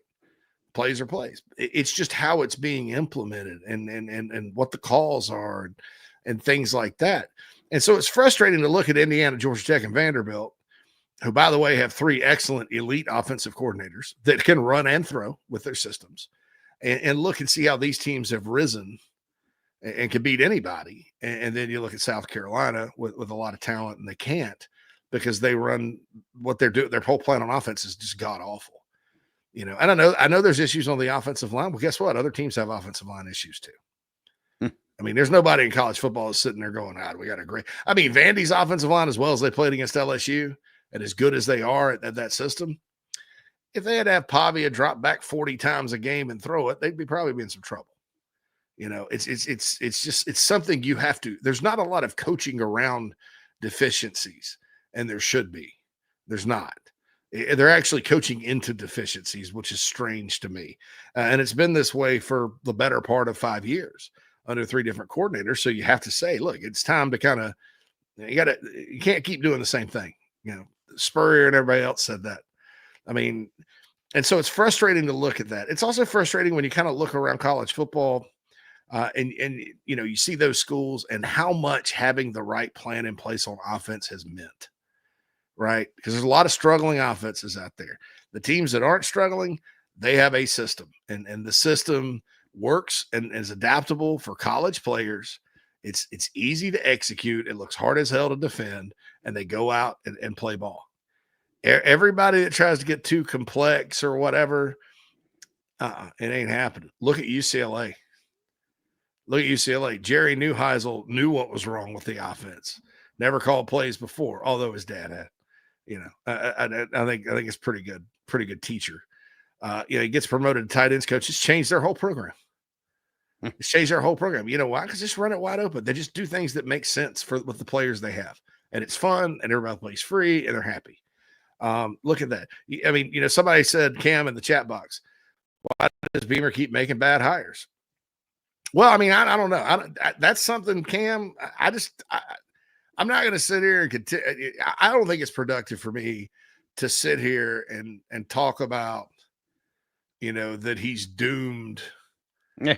Because they're going to have to do something different on offense at the end of this year. That best case scenario is he decides at the end of the year, blow it up. It doesn't matter. You lose players in the portal, you lose them. You lose, whatever. There's plenty of players that are going to be in the portal because of all these coaching changes. There's plenty of coaches available. You got to blow it up. Sort of. That's the best case scenario for this program because everything else is good. And so I don't want to sit here and act like he can't do it. I think he certainly can. It's just a matter of broadening your horizons a little bit and admitting that, hey, the how. It's not that you can't have an offense that can run and pass. Those two things you don't have to have a pro offense, like an actual NFL offense, to be effective and to be able to be adaptable and to run and throw. There's plenty of systems like that. He mentioned, is it lack of tradition, the university? Does he not have much to choose from? No. And I want to say that because there's a lot of people, Cam, out there that talk about that. Well, he didn't have anybody to go hire. That's not true. Buster Faulkner was sitting there in as an analyst at Georgia in 2023 before Brent Key hired him. And probably because of his stats as the OC at Southern Miss, people were probably wouldn't have been jumping up and down. But I tell you what, Carolina sure as hell be in a lot better position now. Yeah, if they'd have gone out and got a lesser known offensive coordinator who had a real college design that you could cater to the strengths of this team, everybody would have bitched for a few months in the off season because everybody's gonna look at the stats and stuff. Yeah, but then if you're winning games, they're like, oh damn, that was a good idea. So I mean, Ben Arbuckle has been out there for a while. Oklahoma just made the right decision. That's what I'll say that about Dabo and Brent Venables. They got the right idea. I mean, you even look at Virginia's system. It's basically Chad Morris's old offense run by Chad Morris's son of Chad. And they finally got a quarterback and they're moving the ball. Now, the way I want a side note, I want to give a shout out to the Washington State Cougars. 2 straight weeks they've gone on the road. It sucks to be out there right now with all the conference BS. They've gone on the road and played their butts off against Ole Miss and Virginia and almost won both of them. Nobody cares about moral victories, but for those guys, that's a hell of a moral victory. So go Wazoo. But anyway, it's frustrating because these are not like groundbreaking decisions. Who are the teams that are struggling? Well, Florida struggled. Well, you know why? Because look at what Billy Napier does on offense. That was the one thing when he was in the mix to be the coach here. I was like, I don't know about that. I think I always thought he's kind of a pretty good play caller, but man, you watch Louisiana and they're basically running their quarterback, throwing it deep, grounding and pounding, in the Sun Belt. That's fine. Sunbelt Billy. That's what they called him. Yeah. Throw it deep, run a reverse. Throw it deep, run a reverse. He would never give up play calling and then never scored a bunch of points. And hey, there you go. We can run it like he could against Carolina. They did all right, or when he smelt blood in the water against the secondary, somehow against Carolina, he did well. But I mean, who's struggling? LSU struggling? Well, what do they run? Basic stuff. And I still think if Carolina ran LSU system, they'd be in much better shape. It's a pro style system, but it's a college system. So, the teams that do well now are not doing what Carolina does offensively. And yes, there's a number of OCs they could have. There's a number of OCs they could have this offseason. There's a handful if they brought them in right now that could probably help. But and that's not, like I said, I'm not gonna come down on Mike Shula. I'm not gonna make little smart ass comments about it. He's a good man. But it's not working. And I don't think it's his fault. I'm not really going to play the blame game. It is what it is. This has to be fixed. And at this point, everybody can see it. You're running it right up the middle. You're running into the lion's den. Your whole offense is this restricted ball of bleh. I mean, I'm sure there's spread plays in the playbook. Every NFL team has a 2-minute offense. You know, and it's kind of the decisions at different times. I mean, when Faison got tackled, Phil, they got to the 9, and I looked at my wife and I said, I hate the 9.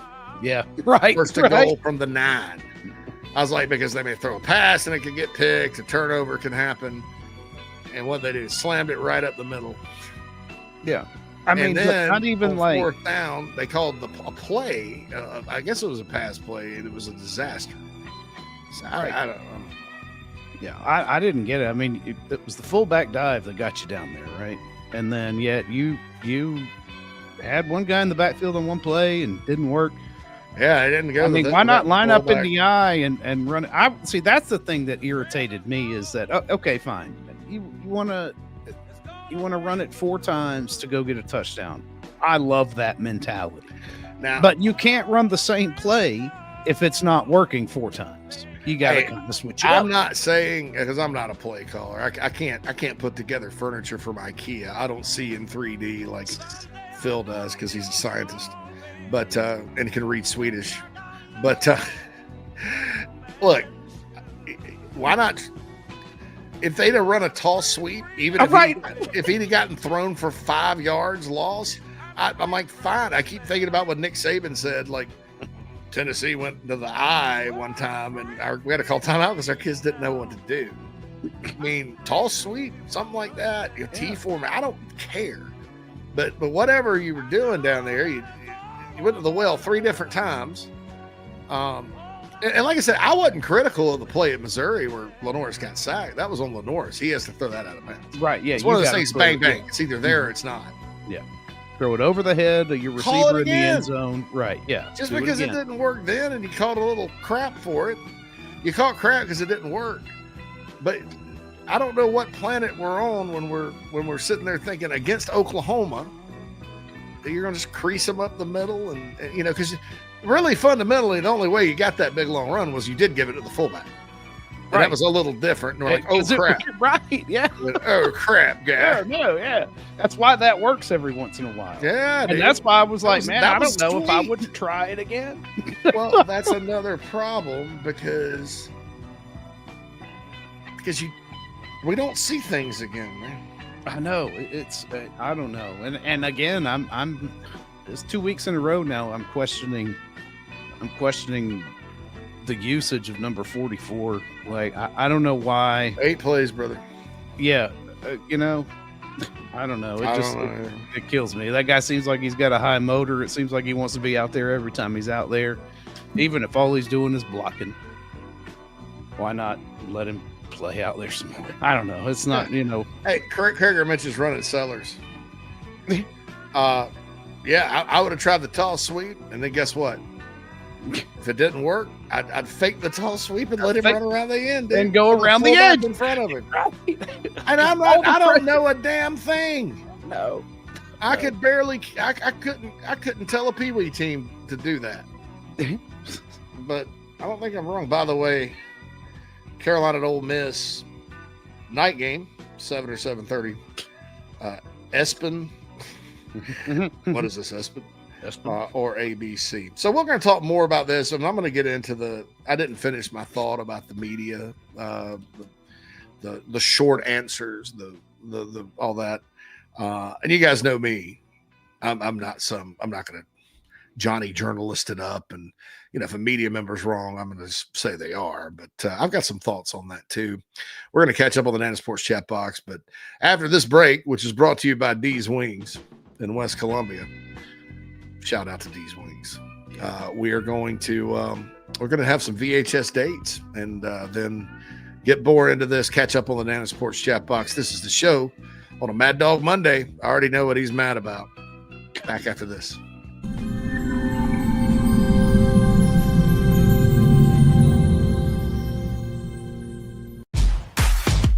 home fitness has evolved.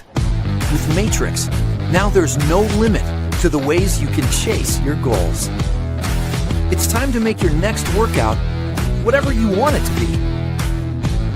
You can use all of your subscriptions or none at all.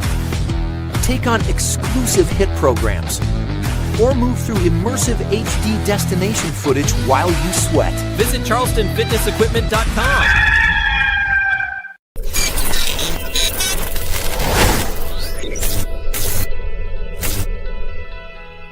Palm Casual Patio Furniture are proud supporters of our Gamecocks. We have been making and supplying the highest quality outdoor furniture you can find for almost 5 decades. If you use your outdoor space to watch the Gamecocks, make it the best it can be. Visit palmcasual.com or visit one of our 4 locations in South Carolina. Go Gamecocks! You're traveling to a dealership where the savings are beyond imagination. You've just entered the buy right zone. When you don't have a reliable car, it can turn your world upside down. Even if your credit has reached its outer limits, JT is serious about saving you money. Buy or lease a new JT's Kia for as little as $199 a month. Get 0% for 72 months and save over $7,000. You have entered the buy right zone, where we love to say, you're approved. JT's Kia. Kia Fall Savings Event. Remarkable, 5-star, sensational.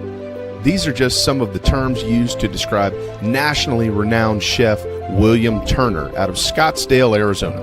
Originally from Georgetown, South Carolina, and a diehard Gamecocks fan, Chef Will made his way out west and has served parties from every state and many countries from across the globe. Visit chefwilliamturner.com to inquire about private events and more. Food from every culture, all of it first class. chefwilliamturner.com and Chef Will Turner on socials. You won't believe what you see. You really won't believe how it tastes.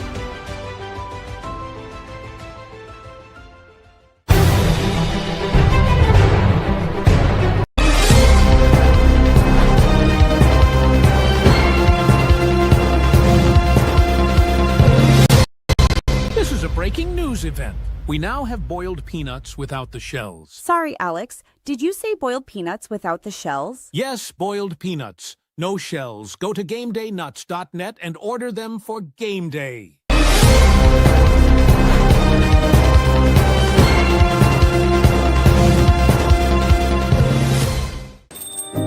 Morning, Carl. Usual? Yeah. Your oldest was in here the other day. Said the two of you took a trip down to my neck of the woods. How'd that go? You might as well give me one of those Carolina cars while you're at it. I knew I'd like that one. Yeah. There you go, my friend. Thanks. Hey, Carl. Congratulations. See you tomorrow, Freddie. You bet.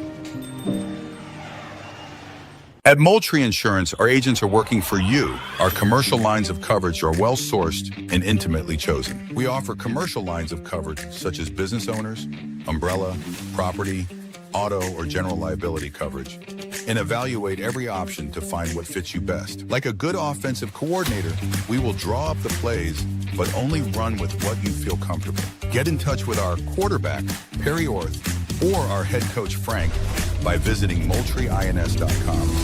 MoultrieINS.com. Moultrie Insurance, proud supporters of the South Carolina Gamecocks.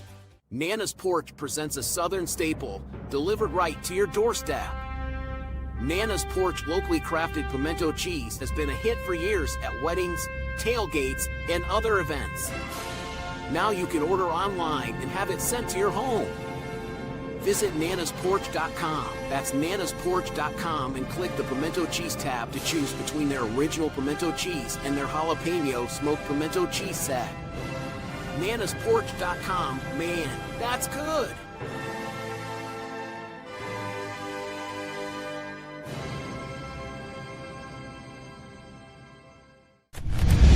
Ladies and gentlemen, here it is.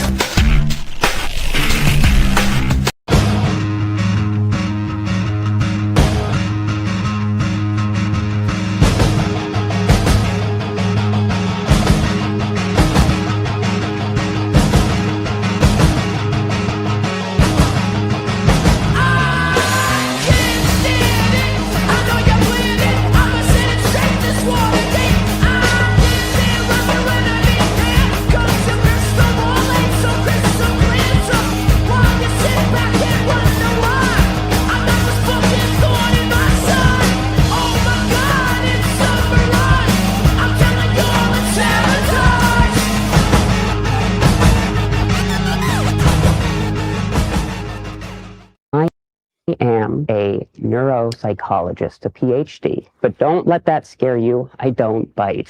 Well, maybe just a little nibbles around the ear never hurt anybody. I work with children with attention deficit disorders. It is not a disorder that you can't work with. There's nothing wrong with these kids. I am Dr. David Stein, but my friends call me Bruce. I tried to swim in high school once. My coach yelled at me and said, Bruce, because he didn't know my name, that's where Bruce came from. You look like a majestic sea animal. And I started shaving all my hair. I am slippery when wet, ladies. I will do to you what you want those men with six packs to do to you, but I will try harder. The type of woman I'm looking for, passionate, tall, beautiful, dark eyes, owns the room when she walks in with her hips.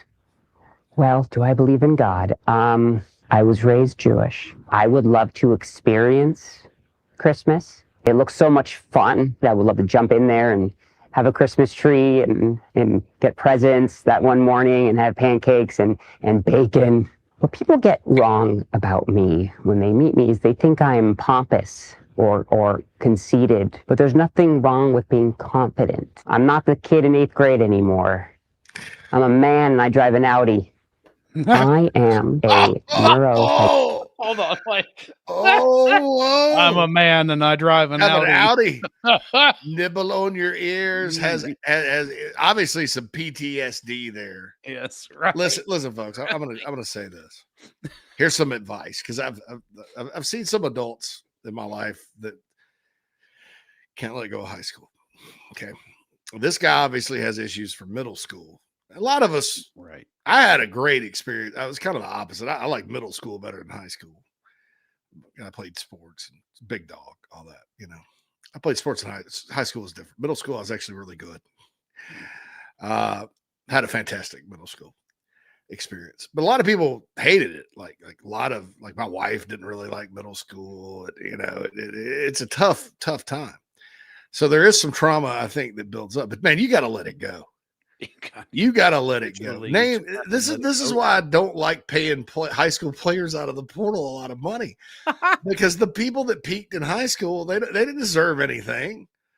Most of them really didn't do much after they peaked in high school.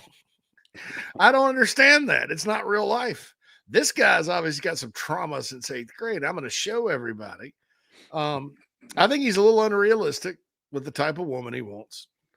Tall with dark eyes. Maybe he wants a really tall woman that he can nibble on her ears, and he doesn't have to sit down or bend down. It makes me wonder how tall he is.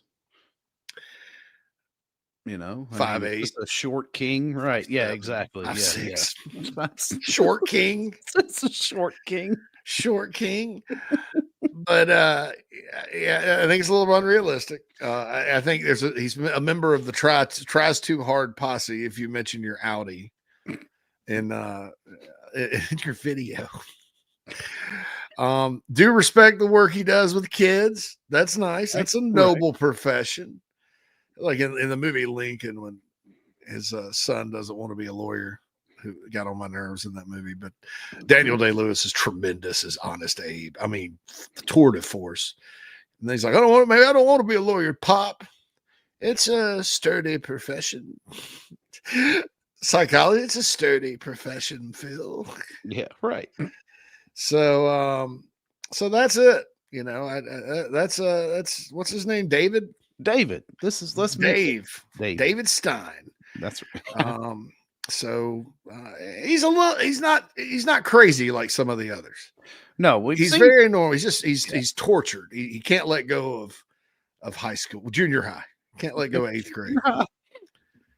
And if I was still caught up on 8th grade and had the crush on the girl I had a crush on back then, oh man, I'd be a mobile home. If that had worked out. Mobile. Probably on wife number 4 by now. These are mobile homes. These are not mansions. These are mobile homes, not mansions. They come in 2 pieces. Some of them have stains. That's what you want? That's what I got. Doc says he got beat up by a girl. Queen of the Cock says he got dumped by a guy with a 6-pack. Yeah, but he puts in more effort, right? I mean, yeah, listen. Queen. Real life Screech. Real life Screech, bearded Screech, bearded Screech. That's what, yeah. Pim says check his hard drives. Doc says an Audi, huh? They don't line up for you? Oh gosh. All right. So back to stuff that won't make you laugh. Hopefully it doesn't make you cry. Like crying in our beer. Steven says, how do I find these things? It's an Instagram account called VHS Dates. Yeah, it's real simple. It's just at VHS Dates. VHS So, Dates. yeah, you can look it up. Yeah. I thought it'd be something funny to play. We got other funny stuff we can play on the show too that we will do.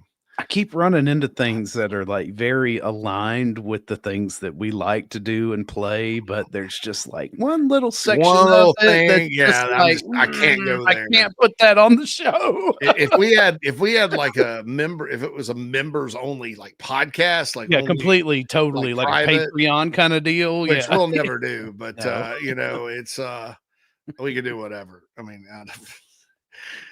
anyway, Doc says, well, dude, we got some bad news for you. Well, dude, oh man, and I appreciate the comments in the chat box as well about that, because that shows you guys aren't letting Carolina football ruin your life. No, or dulling your sparkle, not your life. It's not real life. No. It's important though. It's important. Yeah. I mean, it's perfect. Important. Lauren says the shovel pass to win the Missouri game last year was a highlight of my life. Do you understand? Josh Pate talks about the pucker meter. I had driven through the night through West by God, Virginia in a rainstorm with me and the wife and the stepson all through the night, Thursday night, to get there at 10 a.m. Friday. We left 5 o'clock Thursday. Because it was that slow through the mountains. It was ridiculous. A different way because of I-40. So no sleep. Met up with Phil the end of the night before when they got into town. I was out pretty late. Game was perfect. Our event that day was great. Thanks to all that came. Yes. And the game's going along swimmingly until then. And we had to drive back. We drove all the way back the next day. Now, we didn't go back through West Virginia. Obviously, we went through Atlanta and popped up. So I'm sitting there thinking, it's my stepson's first college football game ever. He's had a great time. A loss there, like another loss to Missouri, and I'm sitting there going, oh, wow, it's just not going to be a fun trip back. But then that happened, and they won, and all was right in the world. I literally did not say anything until Rocket scored that touchdown, and then the clock hit 0. I just sat there stunned as to what I had seen. Yeah, it was a great moment. Great moment. Doc says Ghost of Satterfield haunting us. Yeah, but that's too different. I don't know if you could combine. What if I'd like to see some of that sideways shit here? I mean, combine the two. I mean, Sat's problem was, he had 47 different things, and 17 were good, but then he kept taking them out, putting them in. But you couldn't go from one to the other without having to switch personnel either. That was one of the biggest issues of Satterfield. Is like you're oh my god, and then he kind of had up the middle-itis as well. Yeah, the middle-itis. It was kind of crazy. But like I say, it's the press conference because Chaco. So this is Chaco chosen. Again, StreamYard has changed y'all's names.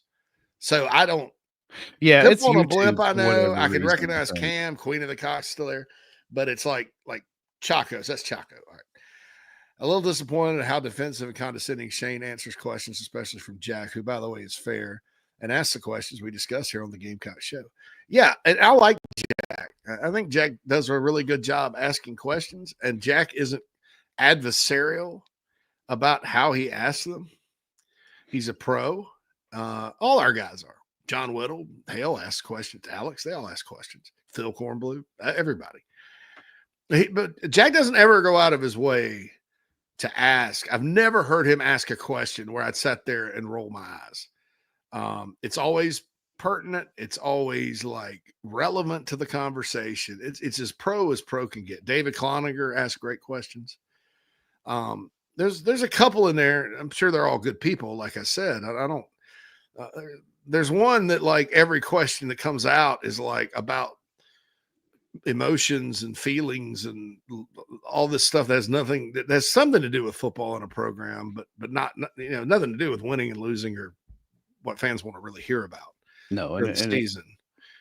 And it's seeking subjective answers too. So it's not like you're not really going to get a straightforward answer to a question. And it's like, so there's a couple that I'm like, and there's some of the guys that I don't even know who they are, that 2 questions before Shane or whoever else will answer the question, and then they'll ask the same question. I'm like, yeah, did you not listen to the question before? Just trying to get one out. You just got your questions written down, and you're just going to do it, whatever.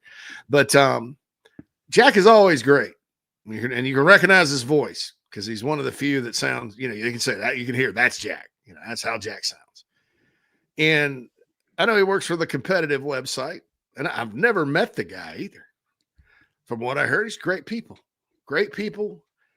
and a guy that works hard and goes and does his job. For Beamer to sit there and snap at him like that, and I understand Beamer's point of view as far as it's after a game, emotions are high. He's a passionate coach. I've never said, people that say he's whiny or something like that, look, what do you want? As long as you're winning, who cares? I mean, just about every coach who's doing something successful out there, there's something to piss somebody off. He's your coach. Why are you worried about him whining and standing up for your program, or losing his mind on the sidelines, which I like. I don't care who thinks, but you can't sit there and, these people that cover your sport make less than 6 figures a year. And they come out there and cover your team and are fair about it and do the best they can, to ask questions and to do their job. This is not the New York City media. It's not the Chicago media. This is not the Atlanta media. This is not the pro sports media at all. The media at South Carolina, even the state newspaper, which in the past has been very, I'll admit it, overly adversarial towards USC, period. If you go back and kind of look at the history of that publication, you'll know why. That's kind of what they think they are. They're not anymore. Even that Jordan K, who I mentioned, does a fair job. If he writes something that I'm not, I want to kind of like the portal piece. I'm kind of like, well, I don't know. But he doesn't. But the state, great job. David, Post and Courier, great job. They're fair. Okay. And like I'm saying, these guys make, they don't, I don't know how much anybody makes, but I can guarantee you it's if it's more than $100,000 a year, it's not that much more. Okay. Shane Beamer makes $8.5 million, or what is it? $8.15 million a year. A large portion of that is media and marketing. That's how some of these coaches get paid. They get paid media fees and stuff like that.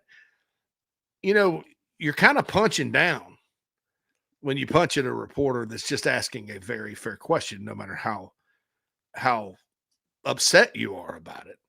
And I've found that through the years, when he does kind of go off like that, there's sometimes, when Phil asked him if people had lost hope a couple of years ago and it was early in the year, I'd probably done the same thing.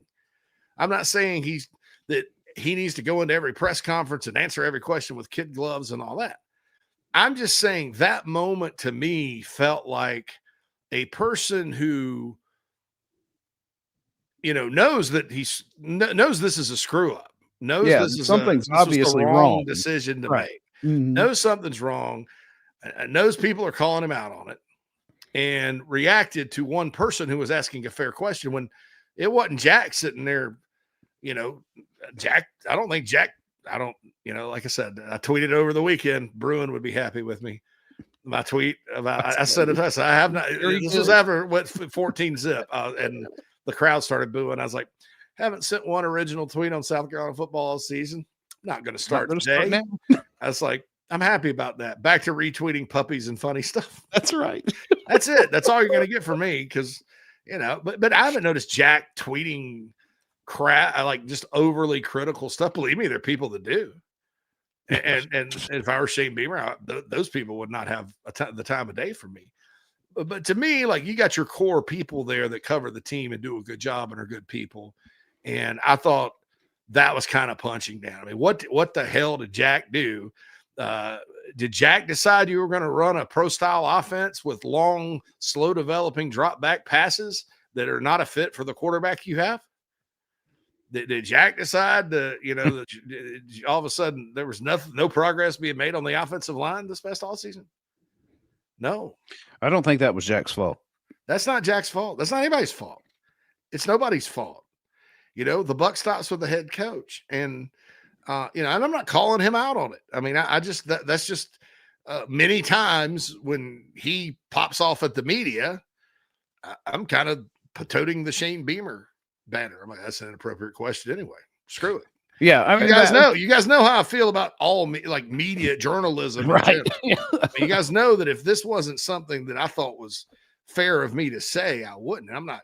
I think Beamer needs to continue to handle whatever he does like he does. You don't want to strip him of his passion. That's kind of what makes the guy go. No, but that to me felt like somebody that knows. I probably should have made a better decision about this. Yeah. Or I probably should have done. We probably should have a new plan, right? And I believe that he realizes that now. And it hurts sometimes to be wrong. Believe me, I've been wrong before in business. It sucks. I've been wrong with my opinions in my career, and nothing will get me more mad. I don't show it. I try not to show it in public, but nothing will make me more upset than when I know I screwed that one up. And I kick myself, or when I lose or something like that. I get it. I'm competitive as all get out. So I understand as competitors, you get in the heat of the moment, you do that. Well, but I'll tell you this, he replaced a guy that, say what you want about him, pretty competitive. And the guy that he replaced, one of the most fierce, ruthless competitors in the history of the sport. And I didn't see those guys in that setting go off. I saw sometimes Muschamp went off one time because the state wrote this thing that was inaccurate about a player that got in trouble and was mad and said, we're done and all that. And he was justified. I remember Spurrier kicking Ron Morris out of the press conference. That needed to happen. I was all on their side for it. Some of the times that Shane's responded, I've been like, I'm team Shane, that was not one of those times. And I think that, like I said, he makes $8.15 million a year. None of these other people that are sitting there doing their job just as hard with just as much enthusiasm and, just as much of a desire, because it affects them too. I mean, who's reading? A lot of people don't read when the team's struggling. A lot of people don't care when the team's struggling. It affects everybody, and that to me seemed a little bit like punching down a little bit. And that's all I have to say about that. Yeah, because I agree with you. I mean, I like Beamer's passion anyway. It's one of the things I think it kind of gives him an edge over somebody, say, like Billy Napier, who appears to be completely emotionless and passionless, in front of the team, in front of the media or whatever. But there is a line of professionalism in that setting that just cannot be crossed. And he let his emotions get the better of him and cross that. And I'd go so far as to say, I think it deserves a public acknowledgement tomorrow when the press conference opens. I'm not looking for him to fall on his sword or, have a, mea culpa moment, but need to acknowledge that you could have done better. It's also inherent in your leadership role as a head coach and a leader of young people to be able to be the bigger person and admit when it is that you did wrong. And if you did wrong in a public setting, then it warrants you making it right. And look, I'm going to say this. I think his theory and belief and philosophy about what to do on offense at Carolina is spot on. Like the theory, we want to have an adaptable, versatile offense that can run and throw, because you never know who you're going to have at quarterback. We have a dual threat quarterback. We have quarterback run game. We do this, that. There are countless college systems that do that and do it well when you have good players. And you've done all this recruiting and recruited all these good players. And so people don't need to tell me it's not the scheme. No. It's clear. It looks too much like, and I mentioned this in crosstalk, Phil. One time, Charlie Weiss, good old Chuck Weiss, right? Senior, not junior. He's at Notre Dame. They lost to Brady Quinn. He had a great year calling plays, dude. He was dialing them up. That was 05. A lot of chuckleheads in the Clemson media were like, should have hired Charlie Weiss. Could have had Charlie Weiss. You hired Steve Spurrier instead. That was dumber, but right. Yeah, look at what happened. Nevertheless, anywho, the next year they had a guy named Demetrius Jones. Maybe it was 07. I don't know. I think it may have been 07. Maybe it was 06.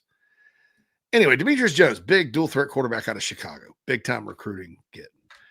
And they opened against Georgia Tech. And Charlie Weiss sends Demetrius Jones out there. He called running plays for the quarterback. He called, they had quarterback run game. It always looks awkward when these pro style guys do that. But it wasn't that he didn't, but it was bad because guess what? That wasn't that style of offense was not Demetrius Jones' skill set. I don't think Demetrius Jones ended up doing much, but I always remember that day and going, certain styles of quarterbacks need to be in certain styles of offenses. Back to the Beamer philosophy and theory. Okay, well, then you have to know that sometimes you're going to have a running quarterback that to be effective at this level. I'm not talking about the NFL. I'm not talking about the NFL. That's the NFL's job. Keep in mind, Patrick Mahomes is one of the best quarterbacks in the league, and he played in Cliff Kingsbury's Texas Tech offense. Okay, keep in mind, Jalen Hurts is one of the best quarterbacks in the league, and senior year he played for Lincoln Riley. Keep in mind who was Drake May's final offensive coordinator. Bo Nix got better when he went to Oregon and played for who? Kenny Dillingham? Wasn't he the OC there then? Was it Dillingham? Yeah, I think you're right. It was Dillingham. Yeah, before he got all of these are college offensive coordinators, dude. It's not your responsibility to get him in. And again, I was fine with, hey, you want to work on drop back passing, make Little Norris better in the pocket? Great. I didn't expect it to be 90% of the passing offense. Yeah. Well, especially, and look, maybe you thought you could block, but we're 7 weeks in, you can't block. So what are you going to do? I mean, that's my thing about this whole thing. But I think his overall idea is good. I think the way that it's been approached to achieve it, when the closest you've come is Dowell Loggins, who had his flaws, but I think if Dowell were still the OC here, things would probably be okay. For the life of me, I didn't think Mike Shula would take it in this direction, nor did I think the head coach would say that's the direction we need to go. Maybe it's happening in practice. It is not happening in the games, and the games are really what matters. After these messages, Phil, going to go back and here's catch up on the chat box, and then I'm going to get into sorry, I guess I lost my train of thought. No, you're good. You're good. Oh, the practice thing. I know people are sick of hearing about that too, about how practice. Somebody is making a practice champion t-shirt. What were you saying, Phil? Oh, hell, I don't know. I was just kind of piggybacking off of what. Oh, yeah. But it's one thing to have a plan, right? And in short sample, it was in very short order we saw this plan was not working. Even before all the injuries that happened up front. And yet you're continuing to go down the same path. We're still seeing plays where 3 seconds after the snap, your wide receivers are still running routes and nobody's turned around to get the ball, and you can't stop anything up the middle, like anything. If they rush 5 and that last guy hits the middle, he's coming. He's free rushing. I've never seen it, but I mean, never seen anything like this. I really, truly haven't. Like, it's wild. I mean, and that's why I can't. It's one of the reasons why I just can't get so mad when I'm watching. I'm like, I've never seen anything like this. It's so different than anything. I mean, it's like, Like, and I'm like, well, what do you do? If this and then I'm guy's- like, well, there's a way you could scheme around it. You get him out. You move. If the this guy with guy's the ball running free, where out is he from the coming middle. from? What about the ground that he was covering before? Right. What's there? Can we not get a player there? I know that's a very simplistic way to look at it. No, you get a player doing this. Dude, it's like when you get in a battle. You know, I've been when I don't want to think about Carolina football, I watch documentaries. You know, like Civil War. You know, that's back when they fought wars. It was actually a lot of strategery that happened in wars. That's why they talk about the great generals and things like that. I think that's why coaches, if you want to know the truth, in the South and places like that, they achieve hero status, right? Because they're the generals that are leading you to war. If you go to a war and your battle plans don't work, don't do Pickett's charge, man. You got to do something different. It's going to keep doing You can't it. keep doing Pickett's charge, and it is the most frustrating thing I've ever seen. You know where I normally see this? In the NFL. Right.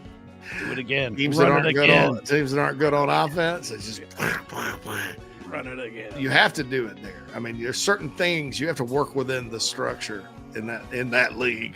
Yeah. In this league, you need to get the ball to your playmakers somehow, some way in space and attack.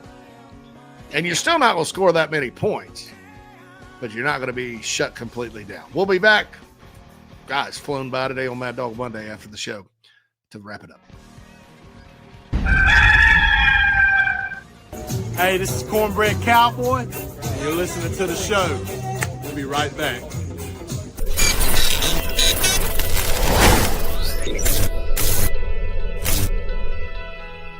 Palm Casual Patio Furniture are proud supporters of our Gamecocks. We have been making and supplying the highest quality outdoor furniture you can find for almost 5 decades. If you use your outdoor space to watch the Gamecocks, make it the best it can be. Visit palmcasual.com or visit one of our 4 locations in South Carolina. Go Gamecocks!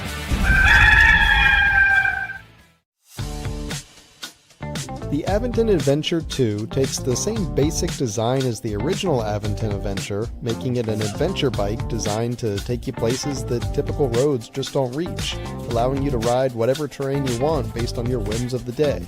Look at what you're getting. Hydraulic disc brakes, torque sensor for responsive pedal assist, great LED lighting, suspension, a beautifully welded frame with excellent build quality, included rear rack, included fenders. The list just keeps going on. Visit electricbikescharleston.com for more. It's football season. The Barn Dominium Company wants to help you build your dream home with your dream space to watch the games and entertain your friends and family. Make your dream a reality. Visit thebarndominiumco.com. That's thebarndominiumco.com for floor plans, photo galleries, locations, and to learn more about us.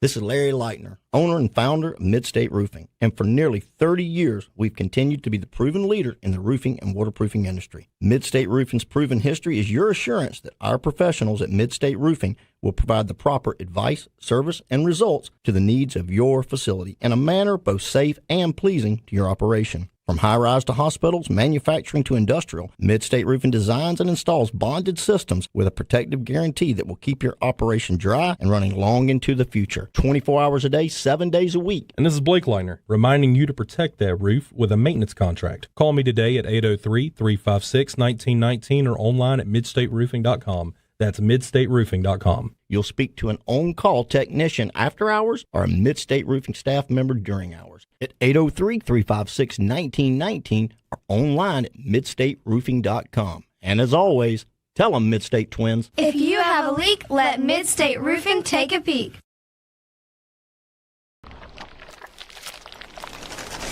Watch JC and Morgan every week on the Chiefs Sports Network. Now back to IT. And now, the show goes on.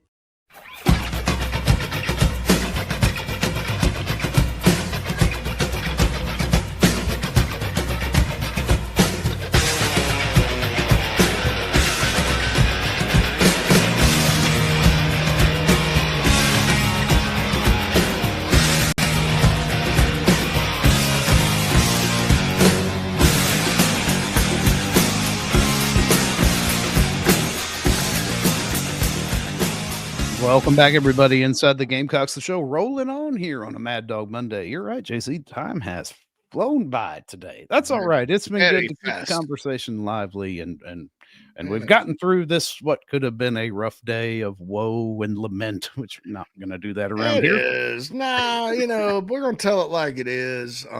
Briefly. Oh, I'll talk about Virginia Tech rumors over the weekend briefly. There's a lot floating out there, but there's also a lot floating in a sewer. So, but every now and then, somebody may have lost a diamond ring or something. So, last I heard, it just didn't look likely that Virginia Tech was even going to, from what I heard today, that they were even. Now, I've heard a lot of different things, and I'm not, some of the stuff out there, again, it's stuff coming from people who should know, not necessarily at Carolina, but with any coaching situation, with the way agents operate, and there's a lot of noise in the system. So I'll just put it that way. I think the best thing for the University of South Carolina football team is beyond, hey, try to get to a bowl this year and win as many as you can and win the game at the end, because it's still looking winnable for now. Yeah. I can't even take pleasure in that, though. I had that thought yesterday. I was like, my goodness, you can't even revel in any of that. I always do, take pleasure in that one. But yeah, at the end, if that's all you got, that's all you got, But besides the long term, I think the best thing for this program is Shane Beamer sticks around and charts a new course on offense. It's been 5 years, nothing's really worked. It's all been Dowell had some moments, but I think that there's somebody out there. There's somebody out there that's a fit, right? That's a college coordinator that's a fit, that's creative. This program's never won when they've decided to be, restrictive on offense. I mean, I'll go back to 88, go back to 98, go back to 99. Steve Spurrier made the decision because he wasn't scoring enough points because they couldn't run the ball to change his run game. Brought in Eric Wolford and Sean Elliott. South Carolina's offense under him was fundamentally different than Florida. Look, everybody goes through it, man. Spurrier did it in year 5 when Wolford came in. He said, "Well, I'm just going to do something different with the zone read." How about that? He didn't care, and that's a guy that would rather throw 25-yard touchdowns than run it in from the 5. You want to talk about somebody who's pass happy? That's a head ball coach, man. I mean, look at, and then here's the other final point I'll make about the NFL. I don't remember what I teased that I was going to talk. I know I said I'm going to catch up on the chat box, so I'll do that. Listen to this. Look at how many offensive coaches, not all of them, not Bobby Petrino, not Steve Spurrier. I think if Cliff Kingsbury went back to college, he'd score a bunch of points. But look, I'll give you an example close to home and an example away from home. Kurt Roper, what he was doing, how he was dialing them up at Florida, and then how he dialed them up the first year when he had 2 true freshman quarterbacks, was fundamentally different than what he did in 2017 when he had a bunch of future NFL players and couldn't score. Well, what he did was he'd gone to the Browns for 1 year. Where does this sound familiar? And learned. See, this is the problem. These guys learn, and they love ball. And so they're like, oh, all these RPOs and stuff like that, and then expected Jake Bentley to be Peyton Manning. And they couldn't run the ball. I mean, and that was a disaster. Brian McClendon never called plays before in his life. 2018, that was the best offense Will Muschamp ever had. That was a really good offense. Inconsistent, especially at the end. Well, what happened? Well, Thomas Brown came on staff. And that was his friend. And he called plays for Mark Richt, running Mark Richt's offense. And he had been in the NFL. A little bit more NFL style stuff for Helinski that they dialed up and stuff. I don't know how much of that was on BMAC, how much of it was on the quarterback. Mike Bobo was college coordinator. It's pro style offense, no doubt, but he's college coordinator. Look, Mike Bobo's, when they have to at Georgia, they score enough points, by God. Look at Marcus Satterfield. About the 1 year in the NFL, and he's Andy Reid. Dowell kind of went the other direction. And it's no coincidence that he's the one that came back, worked in college for 3 or 4 years, got a feel for it, and then acted accordingly. And I'm not saying he was perfect. He frustrated the heck out of me sometimes. But boy, that was a lot better than what we see this year. And then poor Mike Shula, he hadn't called plays in college since 2007. Obviously, he learned a lot in the NFL, and that's what he's trying to do. Right, yeah. And the game's a lot different than it was in 2007 than it is today. And yeah. Bro, Chip Kelly. Go look at what Chip Kelly did at Oregon. Yeah, right. Now, and then flip it around. And then when he got back to UCLA, all the crap they were trying to do. Oh, they were so mad because he wouldn't do it. That's why we brought him in here, was to run that offense. Yeah. Eventually, with Ohio State in the playoff last year, it looked like Chip Kelly again, didn't it? It did. They were all over the yard. It was like, let's do it. Let's just do it. That guy's a great play caller, right? Bobby Petrino, it didn't affect him, obviously. And look, like a guy like Petrino, he runs you look at it, it's a pro style offense. They're running calling the same plays, but it's the play calling that makes it go, and the formations and how he teaches it. So there's answers out there, man, is my point. And I just think that, sometimes, not everybody's Steve Sarkisian. They can go call him for the Falcons and then get back to college where his roots are and go, I'll call it like this in college. It's just not happened. Always, Brewster says, I want to be a fired head coach for Halloween. Can y'all send me $50 million? Yes. Doc says plays that work never come back. That's true. Rooster says, I love the run play where Mo Brown blocked to the outside and Fuller decided to run up the middle anyway. Yeah, it's kind of sad. Yeah, that looked, practice. That's what I was going to talk about. Yeah. Oh, yeah, that's right. Yeah, but if and on that specific play though, because you could tell Fuller was not assigned to block the guy that ran by him. But if you pull that you're into the end zone with Sellers. Like, there's just so many of those opportunities out there when you get close that are just like, you pull that and the running back blocks the free rusher, then 16's walking into the end zone. Rooster says, I'll ask again, what OC that's building his career and is on the rise would take their chance to come work for an inexperienced head coach? Maybe these are the best coaches Beamer can get. I love you, Rooster, but I'm fundamentally disagreeing with you there. How did Brent Venables, who everybody in the country thought was going to get fired after this year because he's on the hot seat, hire Ben Arbuckle? Yeah, now you're out Shane there Beamer like, Shane Beamer has more head coaching experience than Brent Venables. And now is in a lower pressure job. Do you got any of those, hot flash, G5 FCS quarterbacks out there with a no name? Yeah, a no name coordinator that you get a package deal like that. Jerry Kill and Tim Beck went to work for Clark Lee, who more one more 3-9. I mean, you got any more of them Jerry Kill Zone? Buster Faulkner was at Georgia where he could have had a job for forever, and eventually may have been the OC. And went to work for Brent Key, who was an interim coach after, he got the full-time gig. Sometimes those guys, ask Zach Arnett at Mississippi State, how sometimes that interim, you're the interim and you're going to get fired anyway. The list goes on and on and on. I mean, Kurt Signetti had never coached anywhere beyond D2 when he got James Madison. He didn't have a problem doing it. I mean, so I don't think, as far as the Shula hire, I'm going to say this, and I made a point to it. I thought it was a great idea. And I'll admit I was dead. I was pretty wrong. I didn't anticipate this. And for the life of me, it makes no sense what they did. Like here's what the offense is going to be. I thought, shoot, it's Mike Shula. He was coaching Lenoris anyway. Lenoris is happy, whatever Lenoris wants. They'll go out there and run the same system, and it's fine. Second year in the system, whatever. I didn't expect them to go. And it was I thought everybody was being paranoid when they kept harping on Lenoris staying in the pocket and going through his reads in the press conference. I thought, and then we saw the bowl, and I'm like, it's a bowl. There's no way they're really going to do that, blah, blah, blah. And it's worse. It's worse than the bowl.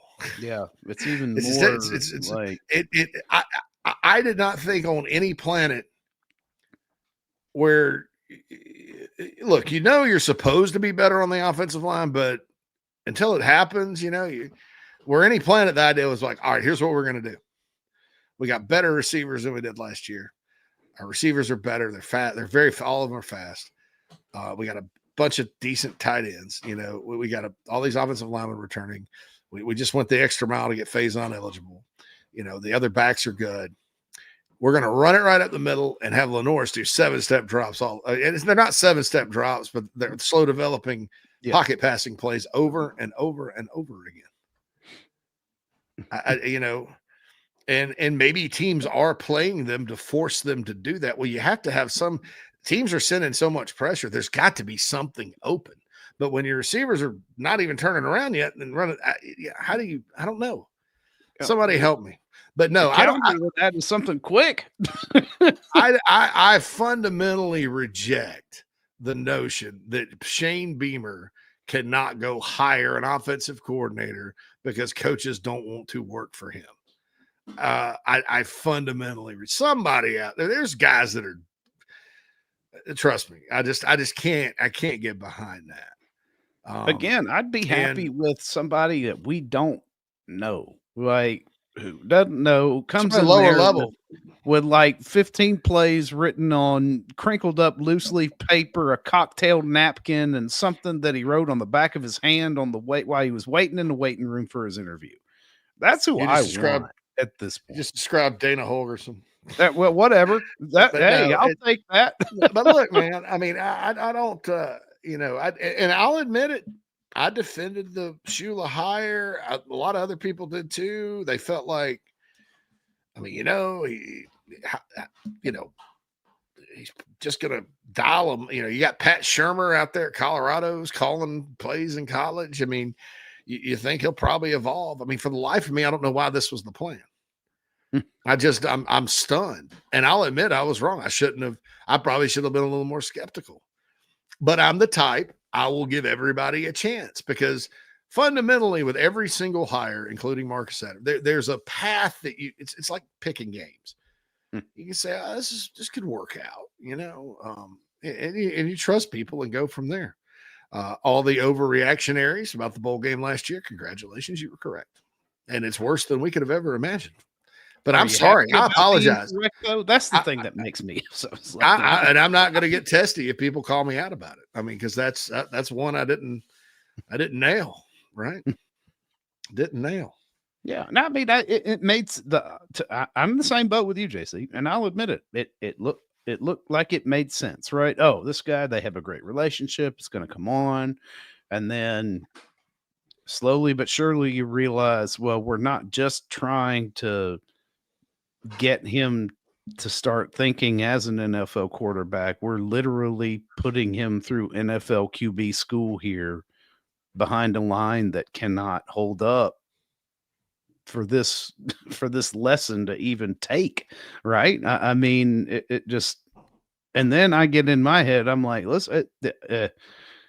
I don't care if Lenoris is NFL ready when he goes to the NFL, because plenty of these guys that we're watching on Sundays and plenty of these guys who are winning MVPs in that league were not ready to play on Sunday when they started playing on Sundays. That's the NFL's problem. South Carolina's problem is we got to win some freaking games, and our offense can't score enough points to win games. So what are you going to do about it? And there's still time to do something about it. You could have what looks to be a competent offensive game plan against Alabama this Saturday. Are you going to win? Not going to guarantee that. Could you give yourself a shot? Damn right. Are you going to? No. That's the question. Richard says Arbuckle is using Oklahoma for a step up. He's being mentioned in the Oklahoma State job. I'd love that. Stay here a year, get the offense going. It doesn't matter. Dowell Loggins used South Carolina as a step up. Yeah. Pimp says, how bad is Aaron Nolan? He's just not ready.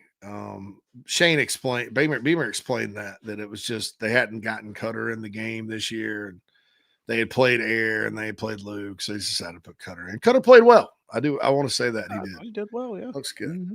Doc says overly focusing on Shula is a problem because the offense has been bad at fundamentals. Position coaches haven't been good either. we appear to have deeper issues than just play calling. It didn't necessarily play call. It's the whole offensive plan. The calls, they're right. Every call, there's probably, if somebody executes a little better, in theory, it should go. But when your quarterback is running for his life and you're running slow developing plays, the other team has coaches too. That's the thing. The other team has coaches too. And fundamentals leave you when you're not playing free and you don't, it's not something that you're not having fun. I'm not overly focusing on Shula. I'm focusing on the offense and the wealth of evidence that this style of offense is nobody does, it's not that South Carolina's reinventing the wheel and, let's do something nobody else does. Nobody else does this because everybody knows, most teams know you can't. Most teams know it's completely unrealistic. And even if they worked on Sellers being a pocket passer all offseason, that's fine. That should be part of the repertoire, not 90% of your offense. I mean, behind that line, you're going to get killed.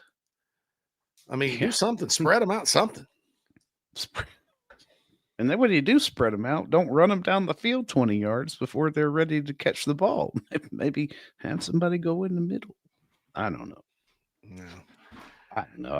I got real mad when I saw the touchdown. I was happy because I saw the touchdown, and then I got real mad because there were 3 receivers. I mean, I know one's a tight end, but 3 people, 3 pass catchers, all within like a 5-yard radius of each other, which means that there's going to be at minimum 3 defenders all in a 5-yard radius of each other, which makes that a low percentage throw.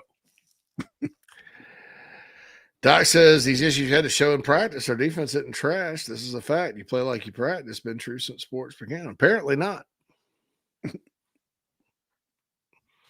I think there's something to be said for that individually, Doc. Like players, like a player has a bad week of practice. Sometimes teams have bad weeks of practice and they kind of play like they practice. The coach will say it. And that's true. But there's a lot of times around here where, like, the worst game last season was Ole Miss. They had a great week of practice. And the way they practice is actually good. I mean, I don't, something about the games and what they're being asked to do in games is breaking down on offense. So, yeah. I think it's safe to assume, though, that they've had a good week of practice. We don't have to hear it every time. I don't care about the freaking Panthers and a petition to fire Shula. That's the NFL. To me, nothing that happened in the NFL is relevant to any of this. No, because it shouldn't be, right? Yeah, right. None of the tight end, wide receivers, or running backs can block either. Everybody else in the country seems to be able to execute a simple screen pass. I mean, so I don't know. Yeah. Oh, somebody's talking about the defense. Peyton Williams starting over Kilgore 23 and Norwood playing corner over Swain. Practice, baby. Well, Swain broke his hand this week. Did you hear that? So he literally had surgery. I didn't realize it was and had surgery. So I was kind of wondering why 3 was out there myself. So that's the deal there. Hell says exact same game plan we have now. Well, that's an NFL game plan. Right. I mean, bro, that's my point. It should right. Be. Yeah, you're not playing the Dolphins this weekend. You're playing Alabama. God, I wish you were playing the Dolphins this weekend. Damn, defense feast. Oh man. So no quarterback will come in and play behind this line, and Cutter will probably get killed behind it. Yeah, but you have to understand lines change year to year. Yeah, you can't you can't project anything that's happening this year onto next year at all. Run up the middle 3 times and punt, etc. Yeah, look, Shula, his whole career, like when he was at Alabama, you didn't really know because they had quarterback injuries. I'll never forget Spencer Pennington starting for them against Georgia one week, and that guy was just not very good. Brody Croyle got hurt his last year. He had some rotten luck, but it was the late 2000s, and he kind of did what Saban did, and the pro style stuff. And that's fine. A lot of teams did. That wasn't a problem. His success has largely come from coaching the position more so than being some well-known play caller. 2015 with the Panthers aside. I mean, I'm not saying if you threw him, what's the worst offensive team in the NFL right now besides the Bears? I'm just kidding. It might be Miami. Maybe Miami. Yeah. If he went home and called plays for Miami, I'm not saying he wouldn't have success. But it's the same sport, different game. It doesn't apply. There's not very many Steve Sarkisians out there that go back and forth. It's just different. You don't plan for college like you do in the NFL. Any coach will tell you that. So I don't know. Oh, the Jets. I forgot about the Jets. Oh, the Jets are terrible. Yes. Oh, I'm sorry. Yeah, the Jets. They're the absolute worst. Who's calling play for this place? The Jets. There's your next. Nah, I said I wasn't going to joke around and be facetious. There's your next coordinator in Carolina. Anyway, folks.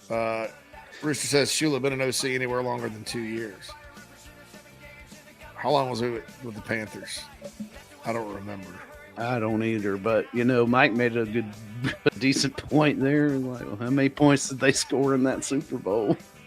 I said that. No, that was you, wasn't it? Yeah, Manning. was it you? Yeah, Peyton Manning. Because I remember going, Peyton Manning hadn't done much in this game, and the Broncos were up by 20. Darian Stewart for Carolina had a good game there. Yeah, he did. He played a hell of a game that day. I remember watching. And who was that? Was it Von Miller just eating in the damn Panther backfield? Just could not be stopped. That somebody game. Just unblocked, right? We've seen Hey, at least that guy, you could justify it. It was like, I don't know, look at him. He's Von Miller. Joe says, Panthers 5 years, only a top 20 offense 1 year.